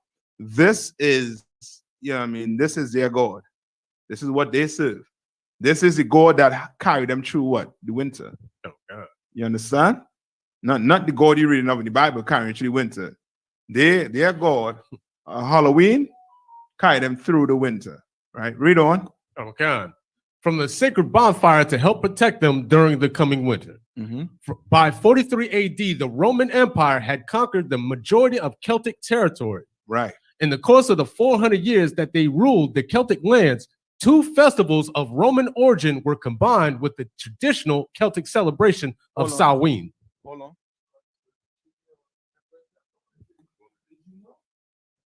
Yeah, you can read that part too. Did you know 1/4 of all the candy sold annually in the U.S. is purchased for Halloween? You understand? And that the question is sister have. I'm coming to it. So what? Right? What is so special about what candy on Halloween? Right? Read on. The first was Feralia, a day in late October when the Romans traditionally commemorated the passing of the dead. Right? The passing of the dead. You understand? So the Romans had their holidays, while the Celtic had their holidays. They all what? Worshiping what? Dead people. You understand? One destroying all your crops and saying is what is my dead granddaddy that came back and cracked the window in your house. You understand? It's just one night for them just to be an oppressor. That's them, and they know. I'll come to you. They know as they know they're people that there's something inside of them. A violent streak inside of them that they need a day just to let it out, express itself. You understand? Just express itself. You know what I mean? So you can't kill. So you guess what? I'ma burn down your house. I'ma break your window. I'ma kill your cattle. I'ma kill your sheep. You understand? I'ma destroy it. And guess what? When the morning come, Johnny didn't do it. That was our, Johnny grandfather that did it. Who died 40 years, 50 years ago. He came back and did it. And they live on. Move on. Come on. Salaki, what's with the infatuation and us celebrating all of their holidays and fraternities? Like I just came from Jiho, which is like greatest homecoming on earth. And they go overboard hard for their Greek fraternities. It's like gangs out there. They bang them. They can do the rituals, everything. What is with the infatuation with blacks, other people's rituals except for their own? Or is it just the lack of their knowledge of their culture? What is it? Okay, it's more so. It's the same thing. The same question I asked you when it comes to the Christian church. With the Greek fraternity don't stop you from smoking or molesting kids. You understand? It don't stop you from doing anything. It don't put any hinge or hedges around you. You understand? So you're allowed to do anything in there. You understand? So of course, and sometimes of course too, they be looking for, a father figure or somebody to model after, and they think that going in there because this man is so successful in your oppressor kingdom that I'm going to be successful just like him. But he doesn't tell you what he had to go through. But you already in it, and he in it and he's successful. So now I'm going to do the same thing he did to what? Be successful. You understand? Like to them is just, I'm going to do this because some brothers may not join a fraternity, but in the Christian church, same thing. You understand? Same group. Come on. So like, and if I may, so like you just said, which is heavy, a lot of them cats join certain fraternities because of the you might say like the history where they'll be like, oh, did you know Barack Obama was in this fraternity and Martin Luther King and this person was in this fraternity? So now there's a certain I'll say prestige that comes with being attached to gamma this or alpha this or so on and so forth, and they want a piece of that. Yes. And it's no different than joining the Crips of the Blood. Right. It's no difference. You understand? Just one, his mindset is, street. The other, his mindset is, I ain't gonna do that because I might go to jail. This, that, the other. So I'm gonna go do this. Right. But it's the same garbage in, meaning it's going to destroy them anyway. Right. One might be locked up in prison. One might have all the money in the world, but he ain't have this. Yeah, right. You understand? Yeah, right. He ain't know where he come from. The both of them ain't know where to come from. And we all fall into the same trap. It is no difference than a brother go join, go be a priest in the Catholic Church or go join the American military. You understand? Is whatever, think about it this way. You are going to the group, you're going to be in a group that, that satisfy your lust. You understand? You go be a Roman Catholic priest. You like what? Little boys. Right. You understand? Right? I'm not, you know what I mean? Roman Catholics, come on. Yeah, right. How much money you all have to pay off to these kids? Right. Right? I'm not saying all of you, but some of them making you all look real bad. Right. You all should try and do something about it if you say, you know what I mean, it's the house of God, right? Now, you want to kill, and you don't want to be looked at as a murderer. Where do you go? Or the military, right? Or you go to the military. You understand? You want to be in a gang, but you don't want to be in a gang that, you know what I mean, robbing and stealing, you know what I mean, or, you know what I mean, trying to live, you know what I mean, doing, how to put it, you don't want to be in a criminal organization. So guess what? I'm going to be in the Greek fraternity, and I'm going to go. You understand? You're going to that. You understand what I'm saying? You ain't, you know what I mean, is whatever suits your lifestyle, basically. You understand? So the Christian church suits most of us lifestyle. Why? Because they allow you to do anything you want. You understand what I'm saying? Right? Salaki, so just for clarification, people under this empire, they choose groups based on what will satisfy their lust or satisfy something that they know they shouldn't be doing, but they'll get away with. That's what the groups they join. Yes, and it's almost like if you had an aunt who church hopping, right? It's because this just say you can't do this, and she's like, you know what? I don't want to be here. I'm going to this church. So she leave that church, go to this next church. So she's going wherever satisfy her, agrees with her lifestyle. You understand? A woman comes here and learn that a man could have more than one woman. Guess what? No, I'm going to join the purple Christians down the street. And then go join it, and then you know what? I don't want that. I'm going somewhere else. Or a brother come in here and realize he had to grow his beard and braids, and in his mind it's stopping him from getting his career job. You understand what I'm saying? He's gonna leave here and go where?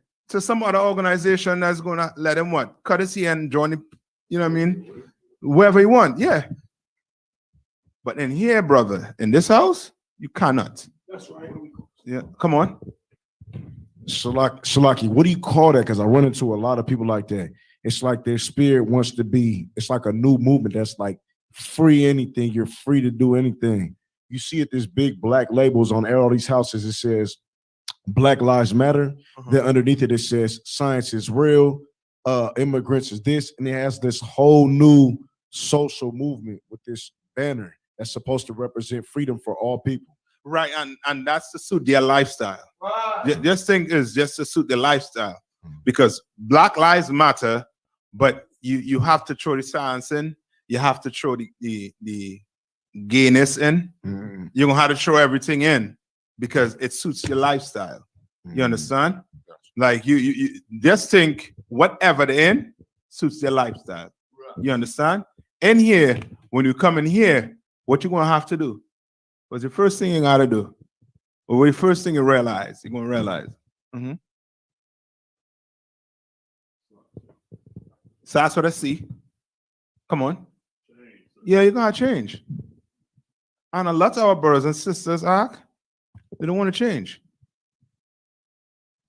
You'll be shocked to know if we accepted, if we started eating pork. If our pork head was right on top of the table right here, well cooked, right, this chairs will be filled. That's right. We having pork night, brother. Come on. This place will be filled. You understand? It will be filled. Now the sister asked about candy, right? You say you're gonna have candy night. What's gonna happen? Who's gonna come? And just think about it this way, right? Your oppressor, he does things in a way where it's organized to have you in a deceptive way.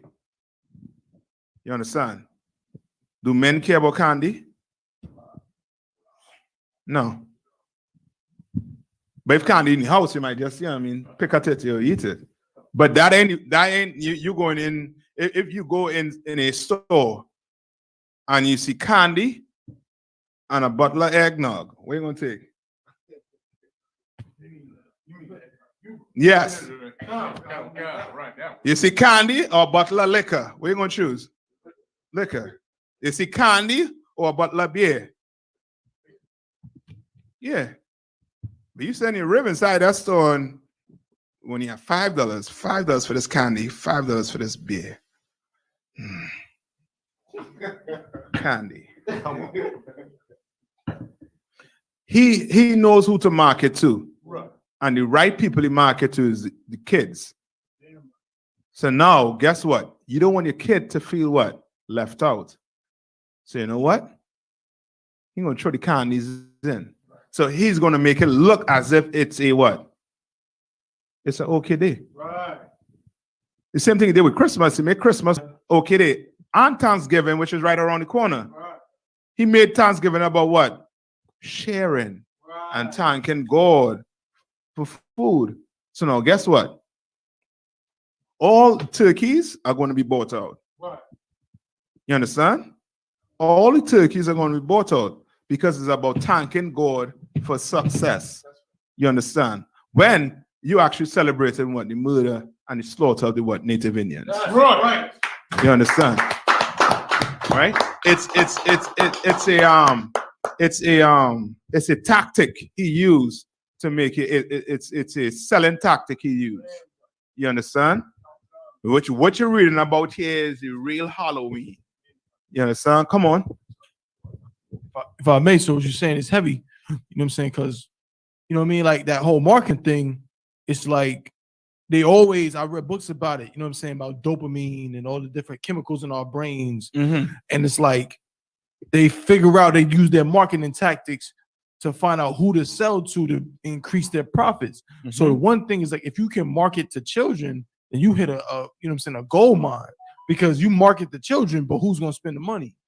The moms, the dads, the grandparents, yeah. You know what I mean? Mm-hmm. So it's like, that's just gold right there. So that's why almost all your major holidays, anything America promotes, they try to get to children or women. Yes. Con. Valentine's Day is directly towards your what?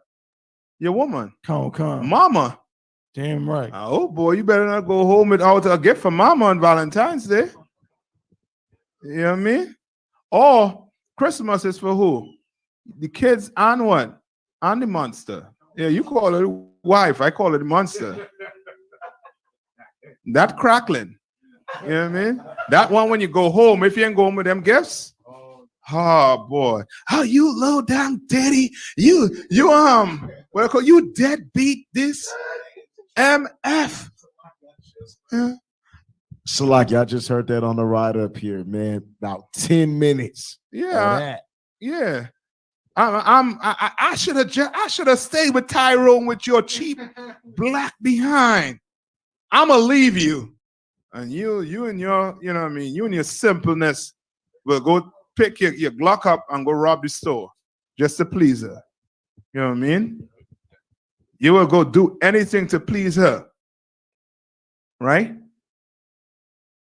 Give me 2 Chronicles 33 and 6. Tawada.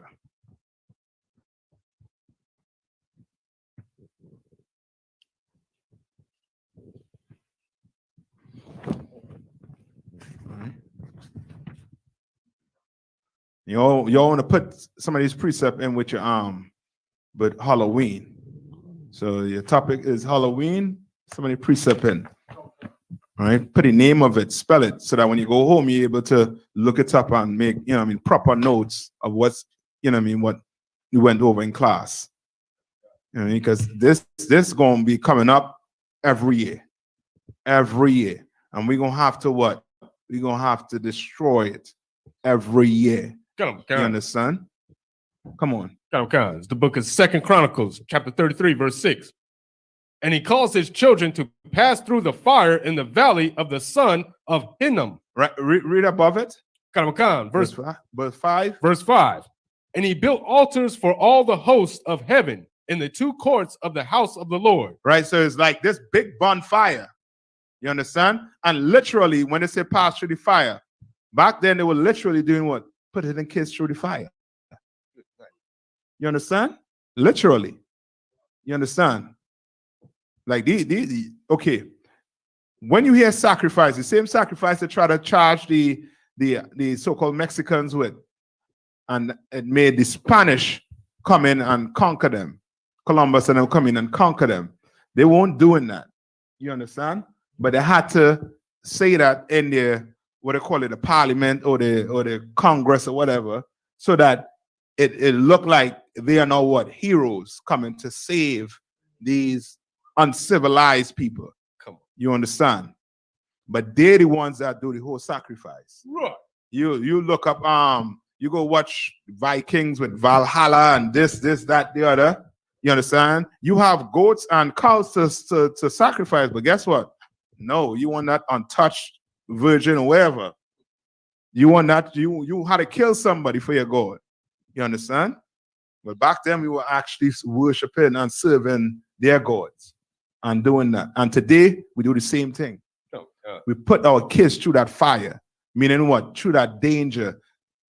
Sending a kid out on Halloween night, trick-or-treating, that is so dangerous and reckless. You understand? If it was on any other day, social services would pass and pick your kids up. You know that, right? You just had them going door to door to any stranger. Did you sit down and look up all the sex offenders in your community and tell your son or your daughter, don't go and knock on that door? You didn't do that. You did not do that. You took a chance. You understand? What do they call it? Russian roulette? Come on. You understand? You took a chance with your kid. And when your kid grow up, your kid he gonna know that mommy or daddy didn't love me. Because you told me what, as a kid, don't take candies from strangers. But on this one night, that stranger that just came to live on your block, you don't know his history. Right. You could go to this house and get candy. Go trick-or-treating. You understand?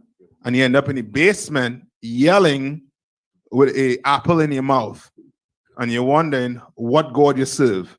You understand? Is that dangerous? I had to paint a picture for black people, man. Right. Remember, this is a what? Mischief night. This is what? When ghosts. This is his night to do what? Get drunk, have sex, and wake up the next morning and just go about business as normal.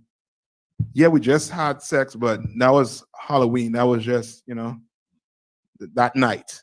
Oh, God. And now you know what I mean? You pop in the morning after pill. You know what I mean? Like it's a painkiller or whatever, aspirin. You understand? Right? Read on. God, verse 6. And he caused his children to pass through the fire in the valley of the son of Hinnom. Mm-hmm. Also, he observed times. Right? He observed times. What's that observing times? Come on. The seasons. On it. Like astrology. That's it. Astrology. You understand? Like woman famous for this. They'll open the papers and go straight to what? To the horoscope. God. Say, I know you must be a Capricorn, right? Must be a Cancer. Yeah, Capricorn. Excuse my little accent. All right. You must be a Scorpion, right? Yeah, come on. God. And used enchantments and used witchcraft. And use what? And used witchcraft. Enchantment is what? What is enchantment? Come on. It's like it's a spell. Spell, but if you bring it to today. Mm-hmm. So like rituals, No. like worshiping spirits. No. Just think enchantment. What's enchantment? All of them candles and all that. Yeah, give me a little more. Come on, come on. So like they seducing you. Yes. That's why I said in the beginning, you think you like Jordans because Jordan is such a nice shoes. You understand? we sit down here and talk about Jordan. Would we have anything nice to say about Jordan? Hell no. But we have his shoes.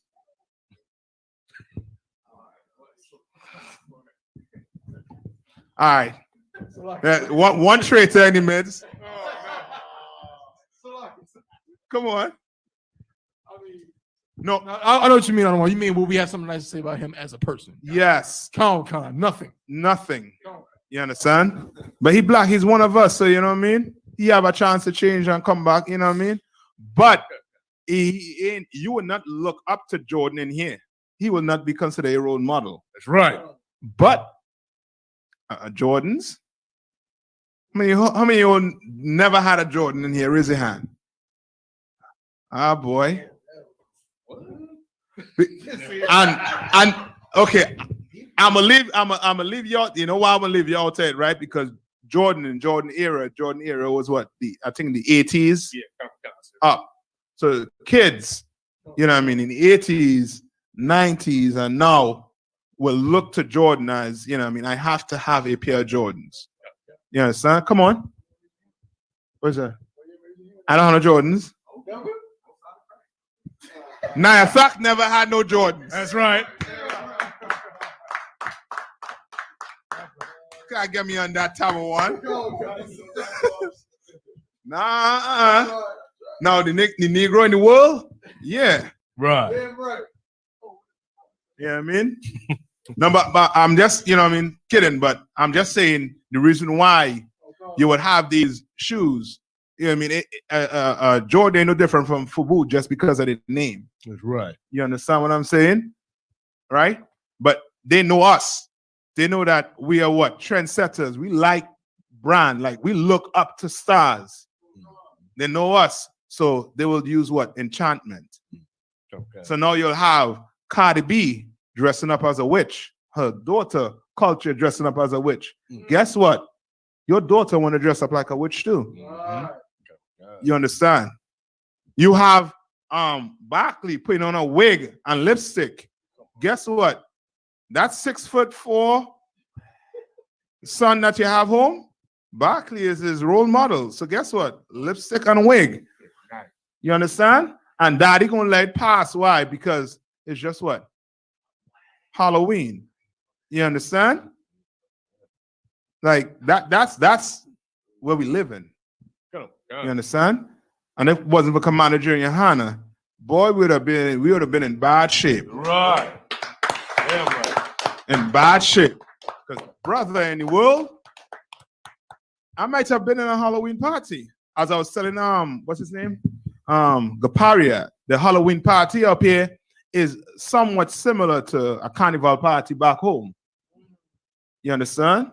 Where the people dress half naked, and that night is about what? Just getting drunk and, you know what I mean, having fun, sex. You understand? That's carnival. That is the height of carnival right there for you. You understand? Yeah. Yeah. Yeah, man. Come on. Salaki, after the subject matter, can you show me the scripture that says sex is marriage? Yes. Throughout. Finish this. Come on. And dealt with a familiar spirit. Right. And that's why with McDonald's on them, that's why black people, you know, I mean, have McDonald's open.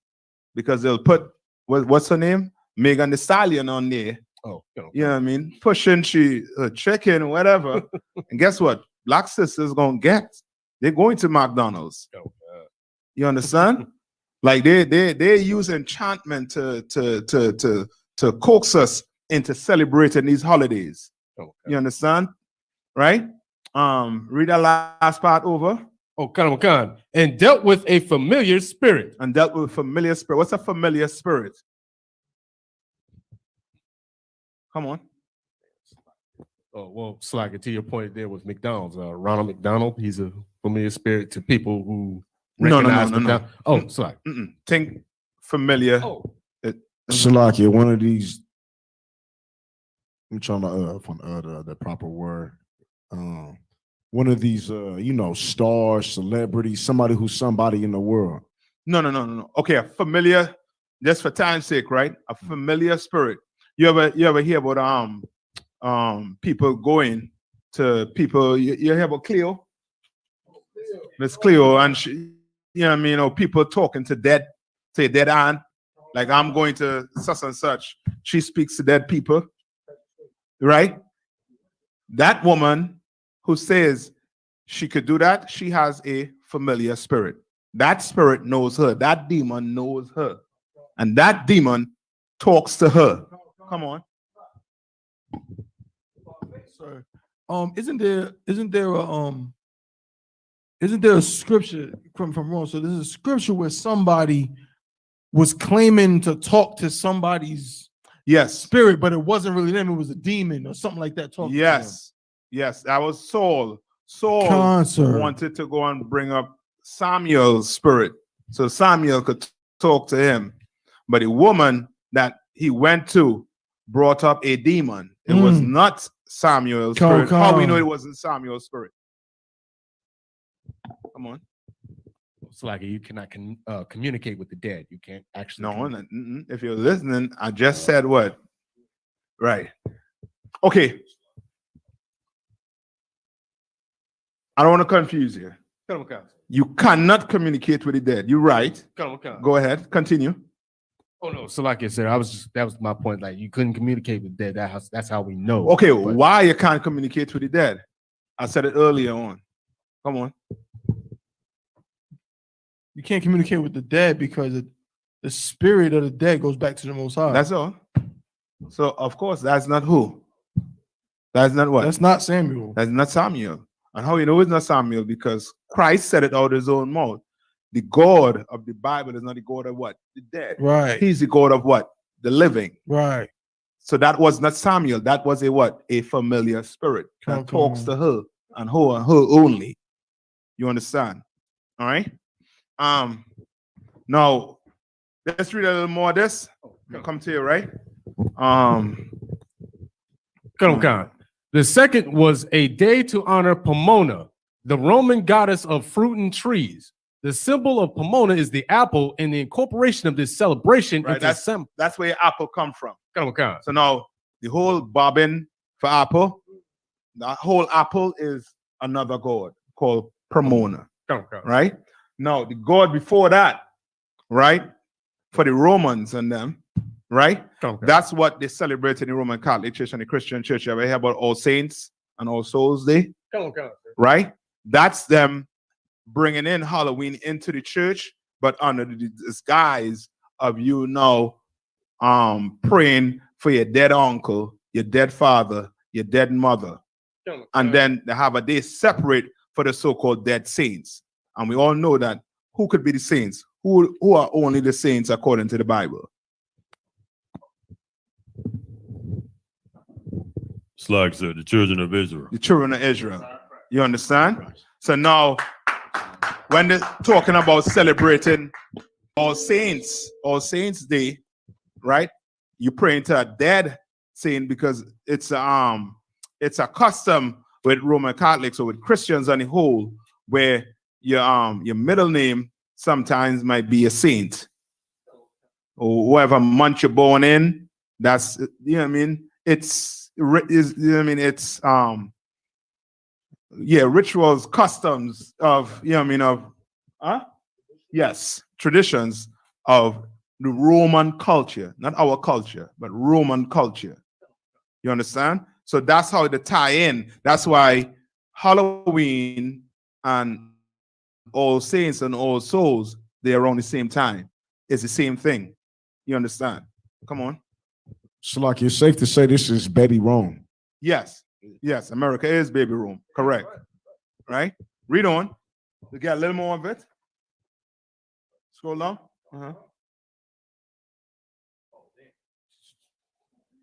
Yeah, scroll down. Right, so this now is, so read this. This is All Saints Day.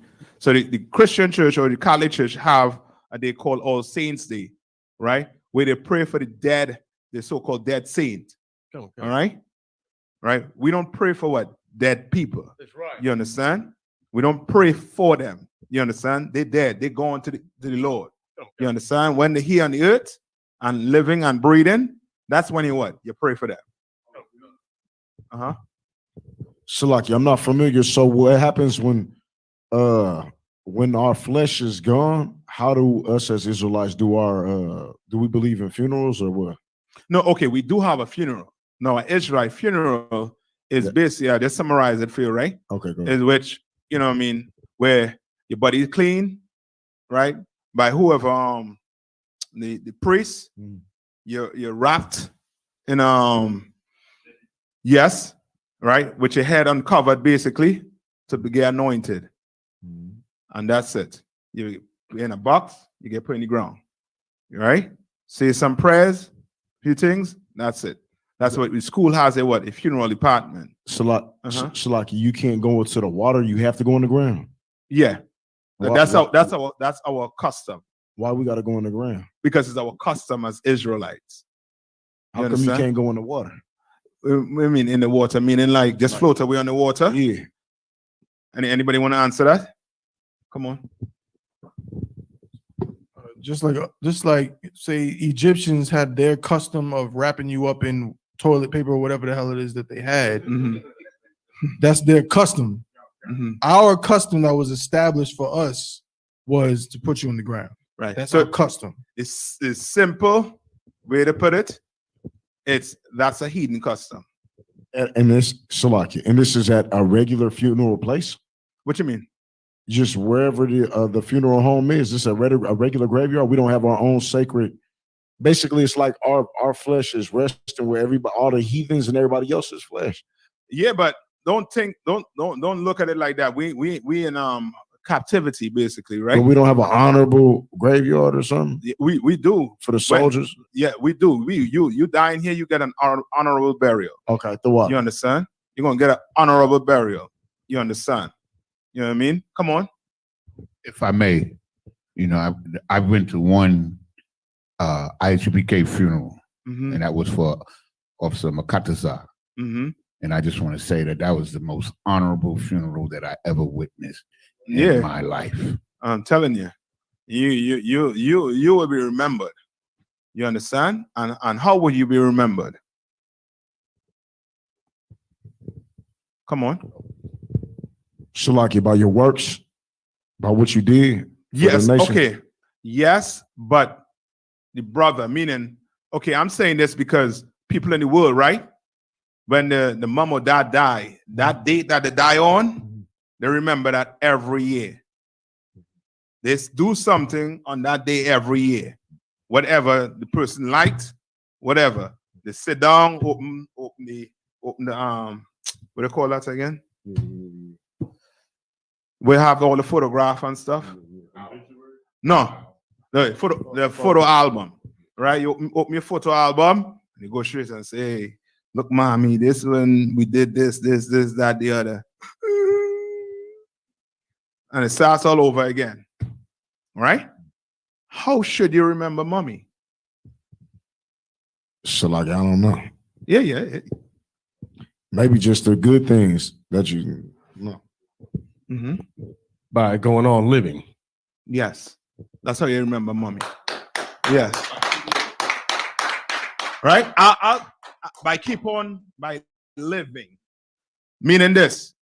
You cry and you mourn for mommy, and after it's time for mourning, you live for mommy by doing what?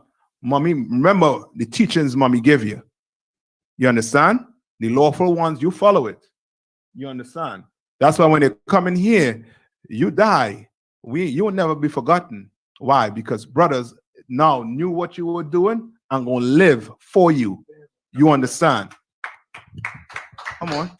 But there's they don't do nothing for you every year. You're saying they don't even put like a ISUPK, like a dawada, star dawada down for you. No, we don't do that. Oh, okay, so it's different than that. Yeah, when you because like in the gang world, what we do is we come by every time and we put like the blue flags on them. So we don't have like something we do to honor their soldier men besides just giving them an honorable burial, basically. Yes, give them an honorable burial, and afterwards, as the brothers say, live for them. But how are they remembered then? By your work, by what you do now, because they died doing the work that you doing.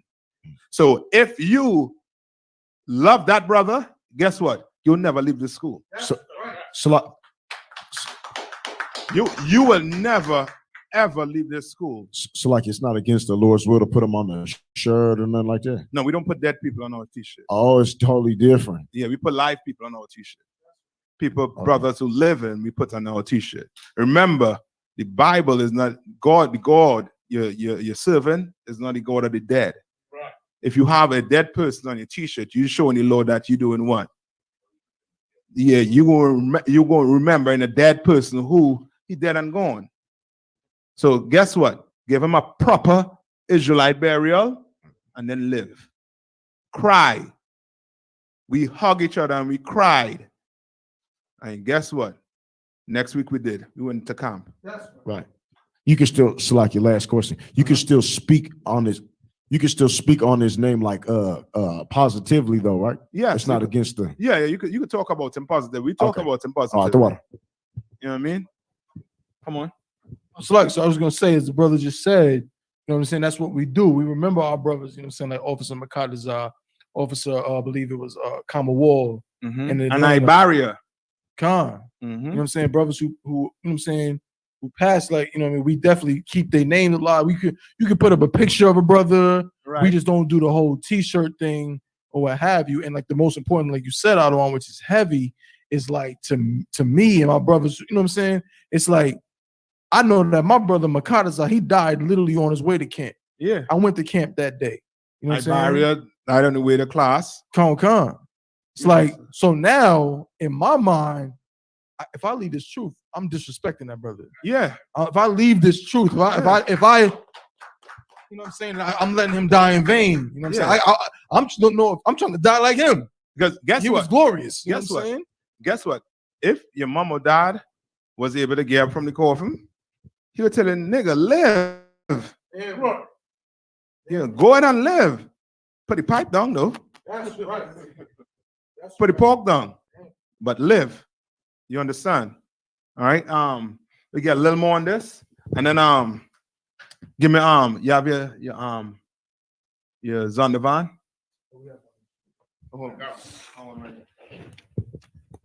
But read a little more from them. Come on, sir. All Saints Day. On May 13th, 609 AD, Pope Boniface IV dedicated the Pantheon in Rome in honor of the Christian martyrs. And the Catholic Feast of All Martyrs Day was established in the Western Church. Pope Gregory III later expanded on the festival to include all saints as well as all martyrs and moved the observance from May 13th to November the 1st. You understand? And all this is basically this is what you'll call basically a political move. Okay. You understand? Because remember, Rome conquered them. So Rome want them to what? To accept that they're being conquered. So guess what? I know you all have this holiday, but we have this holiday too. We could just marry the two together. God. This is what you call a business deal going now. You know what I mean? This is how Esau, your oppressor, he makes deals. Right. You understand? He conquer you, and guess what? He used the same Bible that you use and pull what I would say, Christmas. But when you ask him, the shirt is nowhere there. Right. But his doctrine is about what? Christ, right? Right? Come on, read on. By the 9th century, the influence of Christianity has spread into Celtic lands, where it gradually blended with and supplanted older Celtic rites. In 1000 AD, the church made November 2nd All Saints' Day, a day to honor the dead. It's widely believed today that the church was attempting to replace the Celtic Festival of Dead with a related church-sanctioned holiday. You understand? So now you're in church in the islands, and you're celebrating All Souls and All Saints' Day and not knowing that is what? Halloween all over again. Oh, God. You understand? Just by what? A different name. Remember, you're dealing with a what? A subtle beast. That's right. You understand? He's very subtle. You thinking you're doing it for the kids. No, Negro. You're losing it. You ain't doing it for the kids. You understand? You losing it. You dress up like like Marilyn Monroe. You understand? You're a grown man in a spandex stuff, looking like, you know what I mean? What do you call it again? Out of shape Batman. You understand? Or we call it the Black Panther. I mean, you look like the bloated Black Panther. You understand? Like, and you think that is, you know what I mean? We having fun. Right. Nigga, you look simple. That's right. Woman, you look like it, you know what I mean? Like a hoe. Jeez, put some clothes on, man. Right. And kids, put the chocolate down, please. I mean, you gotta go see the dentist in 2 days after. Yeah. You understand? Rest with the chocolate. You don't need no chocolate on Halloween. All right, come on. It's the You could count. Yeah, come on. Oh, go ahead. Scroll along and see if they had anything mention anything about the candy or whatever. No, I don't think so. So the candy was just thrown in there to basically throw you off. That's why with the apple and you put the chocolate on the apple, right? It's throwing you off as what? Something good to eat. But you actually what? Worshiping what? Pomona. You understand? You bobbing for apple, you actually worshiping Pomona. The whole guising, you look up guising. Guising is basically you putting on the costumes that they had. All right? Come on. No, you go ahead. You go ahead, brother. Shalakia. So basically, if you raise without an Israelite culture, you're going to adopt Roman culture. Yes. So basically, most of our blacks are just they're Romans really internally, but they black skinned Romans. Yes, and that's what the They Bible. think like Romans. They worship all the Roman cultures. They value Rome, everything. Yes, and that's when you read it in the New Testament, they call us Gentiles because we live as like the Gentiles. You understand? We live like the Gentiles. We lived among them, and we did all their customs, the traditions, everything. And that's what Paul had to go in there and deal with. You understand? You read about Mary all the way back then. You understand? And he had to go in there and cut them and, you know what I mean, show them what they do was wrong. Come on. Salaki, I was just going to say, really, the only thing Israelite about them is their bloodline. Yes. Because without knowledge or anything else, they're just like they got the blood of an Israelite, but really they're like Romans. They're like Americans. American. Yeah. That's why the whole murdering lifestyle, it's an American lifestyle. Right. You understand what I'm saying? Like you killing your brother for wealth or whatever, they do that. They a young boy find out grandmama and what do you call that again? Have a life insurance, and when they died going to them, guess what? Grandmama day is numbered. Right. They's going to take grandmama out on the boat, and it was an accident. Granny died. And they're going to come back full out crying. And when they do the investigation, you kill your grandmother. Right. You understand? Like they kill each other for what? For wealth. You understand? They murder each other just for wealth. You understand? That is American lifestyle, to live what? The American dream. Right. You understand? You want to say something? Flexion. I'm ready for this one. Okay. So we good here, right? Come on. That's a good here. I did have something to say on this. Come on. Just real quick with the candy situation. Uh-huh. I have to do more research, but as far as I know, candy, I won't say that candy is new, but candy as we think of it today is relatively new. It's almost like how we think of like wedding rings. You know what I'm saying? Like a diamond. There was a time when people didn't really buy diamond rings for weddings right the same way. So candy is like that. My grandmother told me when she was a kid, like growing up in the South, like for Christmas, they would get like apples and they would be mad excited. Like, oh snap, we getting like sugary fruits. And it was like, you know what I'm saying? So candy came later. Yeah, and that's what I'm Count saying. Khan. The candy came because he is trying to seduce you and to celebrating it. Mhm. The candy come is almost like, okay, well, the grown-ups destroying everything, right? So guess what? We had to bring the kids in. Because if we let these grown-ups let loose, we wouldn't have anything. They'll kill the crops, anything. So guess what? Right. Bring the candies in, bring the kids in. So now ain't nothing getting destroyed. Count Khan. Right? I wanted to read some of these. I have some stories here for you all to show you that, that the Lord, don't want us celebrating these days. Right. All right. I'll do one more.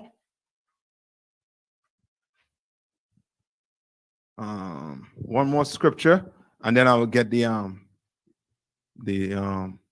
what the brother wanted, right? And give me I think it's Exodus 16 or something like that, 22 and 16.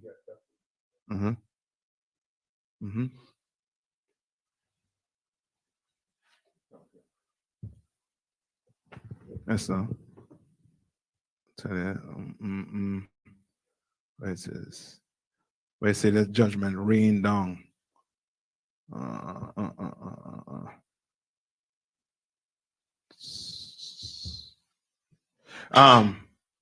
Read Exodus first for me. It's the book of Exodus, chapter 22, verse 16. And if a man entice a maid that is not betrothed and lie with her, he shall surely endow her to be his wife.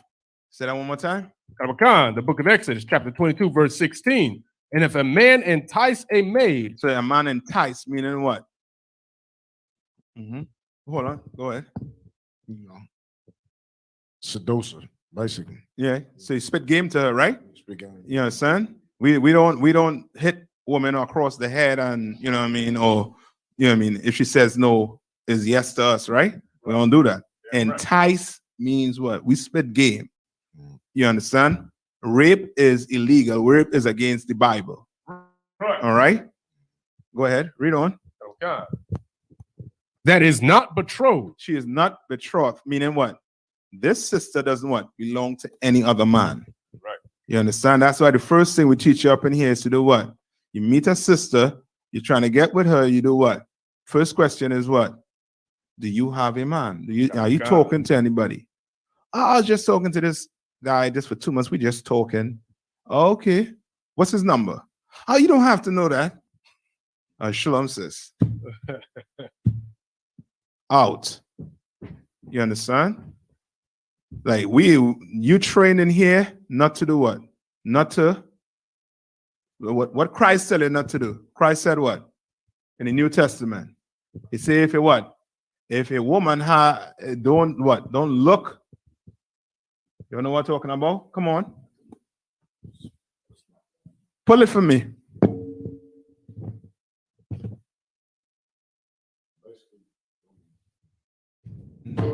So like basically you're gonna be just slinging D everywhere, just like adultery. I think that's what it's called, adultery. Yeah, adultery is when you do what? We have sex without being married. No. Which one is that called? Fornication? No. Adultery is when a man has sex with a woman who already has a man. What's the one called when you just humping just for the hump of it? You know what I mean? Lust. No. What is it called? You could call it fornication. Fornication is any type of what? Unlawful That's sex. what I was talking about. Yeah, there we go. Right? Unlawful so, sex. You know what I mean? You have sex with a whore, right? It's wrong, right? You can't just go sleep with a whore and then, you know what I mean, shalom. Not in here. Come on. No. The book of Matthew, chapter 5, and verse 28. But I say unto you that whosoever looketh on a woman to lust after her hath committed adultery with her already in his heart. Right. Christ is going that extreme, and that's what you're doing. When you ask the question, do you have a man? Are you speaking to somebody? Who you're speaking to? When last you spoke to this man? Well, we've been talking for about 2 months now. Okay. So you all, you know what I mean? What you all into? Nothing. Well, if you don't mind, sis, could I get his number to talk to him to see if he's interested in you? You don't need to talk to him. You can talk to me. Shalom. Damn. Ooh wee. Move on. Next. Come on. Use a mic. Could you give us a clear definition of what lust is? Lust. Yes, sir. Lust is this. You ask the sisters, right? Looking fine. In your eyes, she's looking fine. She don't have to have the, the special effects, if you want to call it that, right? Your eyes, she looks fine. You go talk to her. She says, I have a man. What will lust tell you? Come on. So like I said, lust will tell you, well, you can't have friends then? Yeah. Yes. Or you still look at her like, you want to have sex with her, but you know she has a man because she just tell you she have a man. You understand? Lust will make you do what? Lust will make you get the number, even though she said it. No, I'm talking to this brother 2 months now. You know what I mean? But you don't even know if they had an argument and she just angry with him and you just decide, you just to pick up. You understand? Uh-huh.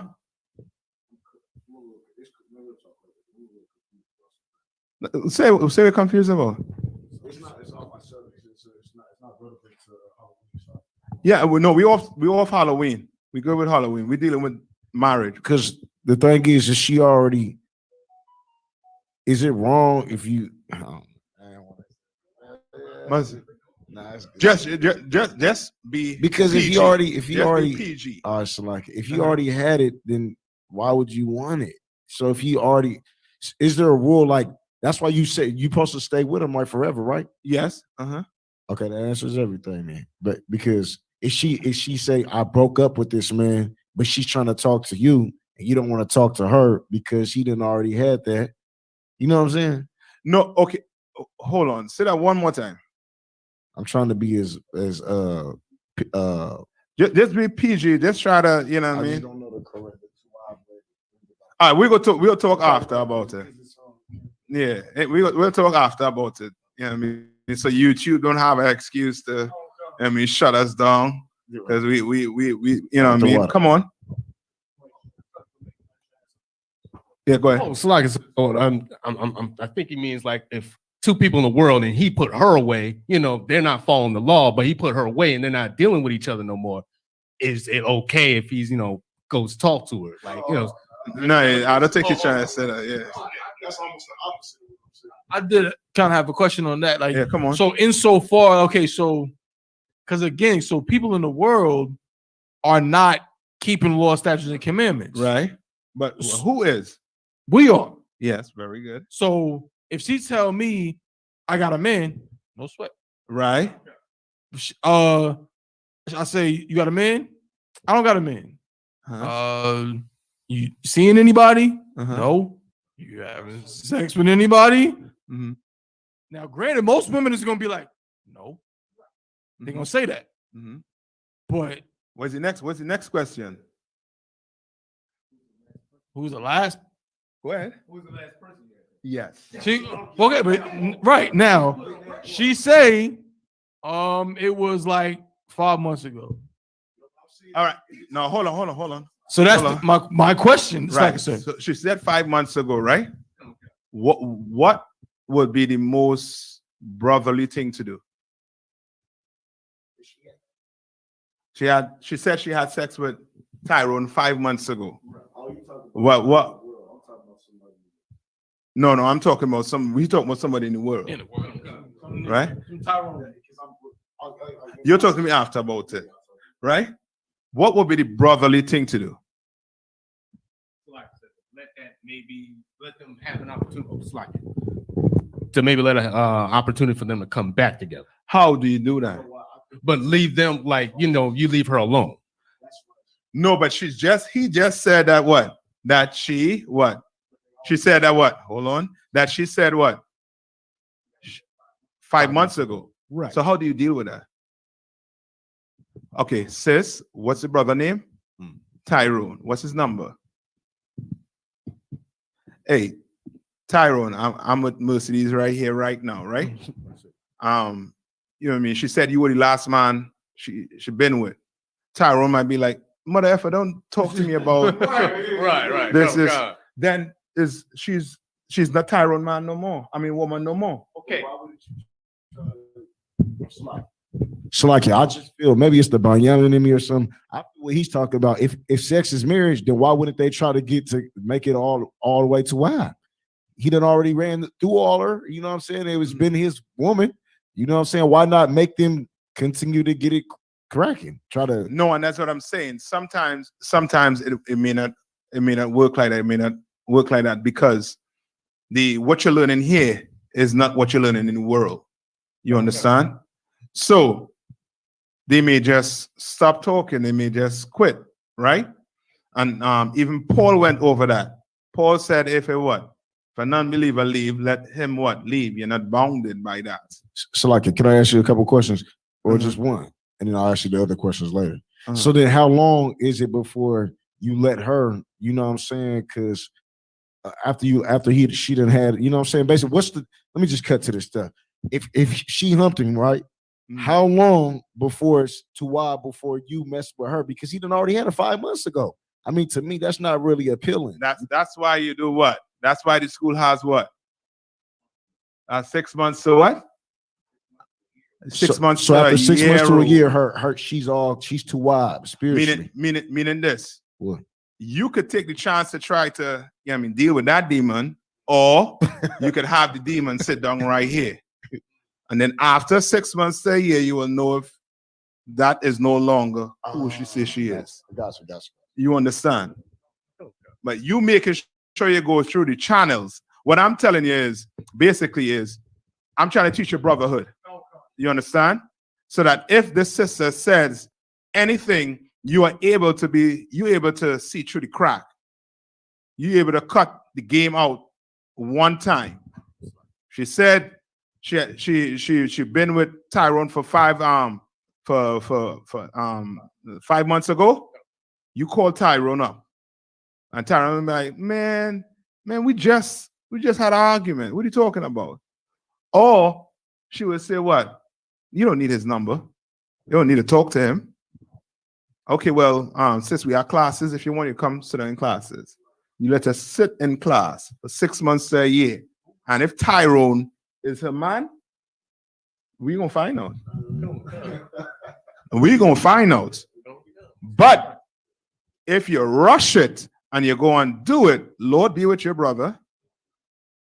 Lord be with you. Right. And you better hope you ain't commit adultery, because if you did, you're going to answer the council. Do we do like some type of spiritual stuff to have her clean herself, or we clean ourselves after we've been, you know what I'm saying? Or is it just regular?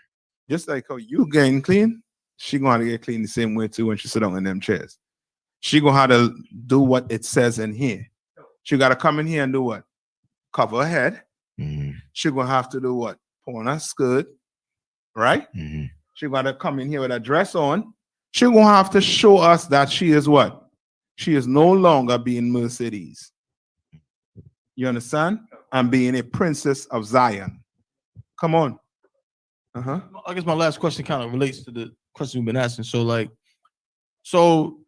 let's just say because I mean, at a certain point, you can assume most sisters have had sex with somebody, in their life at a certain age. You know what I'm saying? Mm-hmm. So, is that my first question is that a question that should always be asked of who is? You know what I'm saying? It might have been 5 years ago. I don't know. But she might be like, I'm single. I ain't seen nobody. I ain't been talking to nobody. None of that. Mm-hmm. If a brother just be like, all right, cool, let me get your number. Is he bugging? No, he's not bugging. Okay, I'm not bugging. Slack, so a better word might be I don't want to say sinning, but hold on, holy peace, eh? Come on. Is he sinning or I mean? No, okay. What I'm telling you here is to get away from the sleep with another man, woman. Calm, Not as the calm. brother say, I you ain't understand. giving them a chance to come back. Just think this. If your woman leave you, this woman you love, she leave you for 5 months. How would you feel if a man call you, if a man call you and say, yo, Tabo One, I know you've been with a sister for such and such. You love the sister? Yeah. You understand what I'm saying? And you might be like, yeah, I'm a girl, man. This, that, the other. And you'll be like, brother, if he have some brotherhood, be like, ain't no sweat. I'll never touch that sister. Go. You understand what I'm saying? You can't be up in here and be lust-filled. Come, sir. You know what I mean? Come. You can't do that. The Lord going, you know what I mean, spit you out. Come. You understand? That's right. That's being lukewarm. You understand? You're gonna have to be in here and do what Christ tell you to do. Christ tell you what? Don't lust after another man, woman, basically. Don't do it. All right? Come on. And then quick, we'll get to this. Salaki, because the objective is to have everybody married with kids and families, Yes. a nation, be fruitful, basically, like he said. In brotherhood. And brotherhood. Yes. Sisterhood. Yes. Brotherhood and sisterhood. All right. Yes. Correct. Correct. You understand? Go ahead. Yeah. We already got that part there. After he enticed, he live with her, they're married. Come. Right? Ain't no, you know what I mean, you by the altar reading some vow that is not even in the Bible. That's right. Huh. Come on. Come. This is the Zondervan Pictorial Bible Dictionary. I know what you're reading here. This is in the American law. Come. You understand? This is basically in the American law. Like you could go and how to put it and do the marriage ceremony in a church, but if you don't do this, you are not looked at as being married. That's right. You understand, right? And that's what the what they call it again. I think one of the Kardashians or one of them did that to one of them basketball players. I think Chris Humphries. Yeah, like what? After they get married, I think is she left him what 2 weeks or a week after. Yeah, Chris Humphries. Come on. Right. I don't know. You understand? Like she claimed we never did it after we went in the church. Okay, well, cool. Well, you all ain't married. Sign these papers right here. You understand? Read on. Come. This is the entry for marriage in the Zondervan Pictorial Bible Dictionary. Marriage is an intimate personal union to which a man and a woman consent, consummated and continuously nourished by sexual intercourse. So sex is what? Marriage. And that's it. But go tell your Christian church that. Guess what? They're going them hoes gonna tuck tail and go to the pastor down the street. Who gonna let them do what? Whatever they want to do. You understand? You know why they're in the church? Because the church allow them to be what? Whores. You understand? That's why we call this Christian church what? A whore house. Or a whore house. Right? Come on. And you know what I mean? That's basically it. So the Halloween did what? Marriage. I have found I ain't gonna figure it. I'm gonna get it next week on that Ezekiel. All right. Ezekiel, I think what 22 and 29. All right. And with that, I'm gonna pass the class over to priest and officer Yanazar.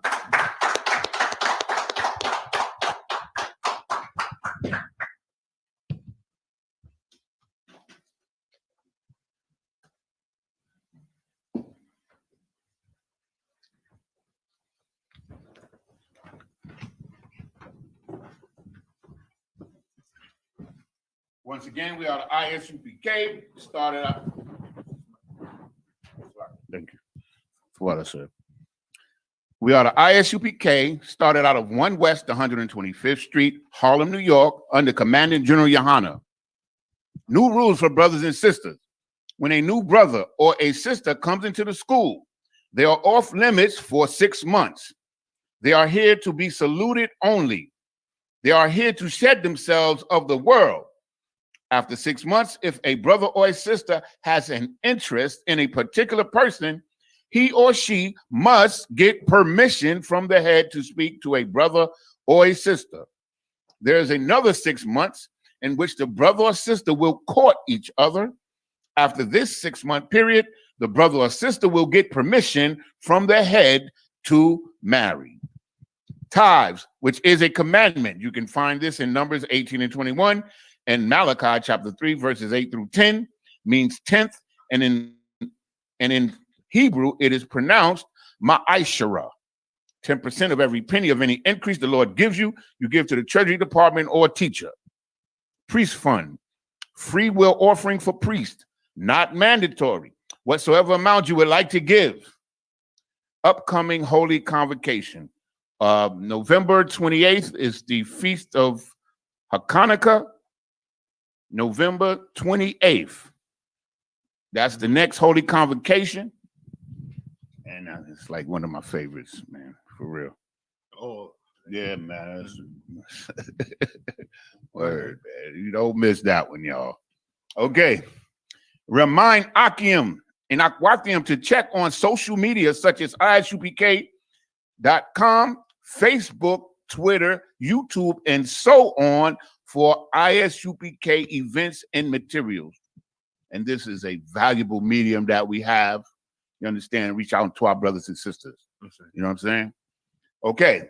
If a brother wants to be a trooper in the school, he is to start wearing all black, which includes black boots, shirts, pants, headband, or scarf. And with that, Amadim, Sister Yashab.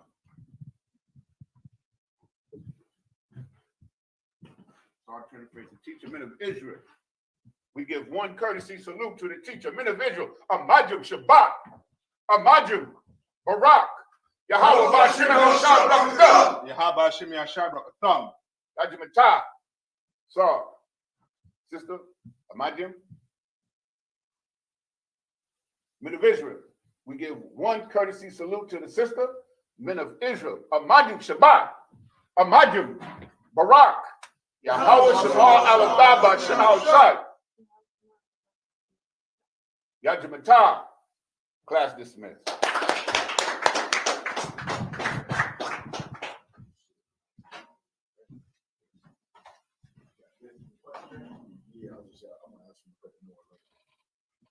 if you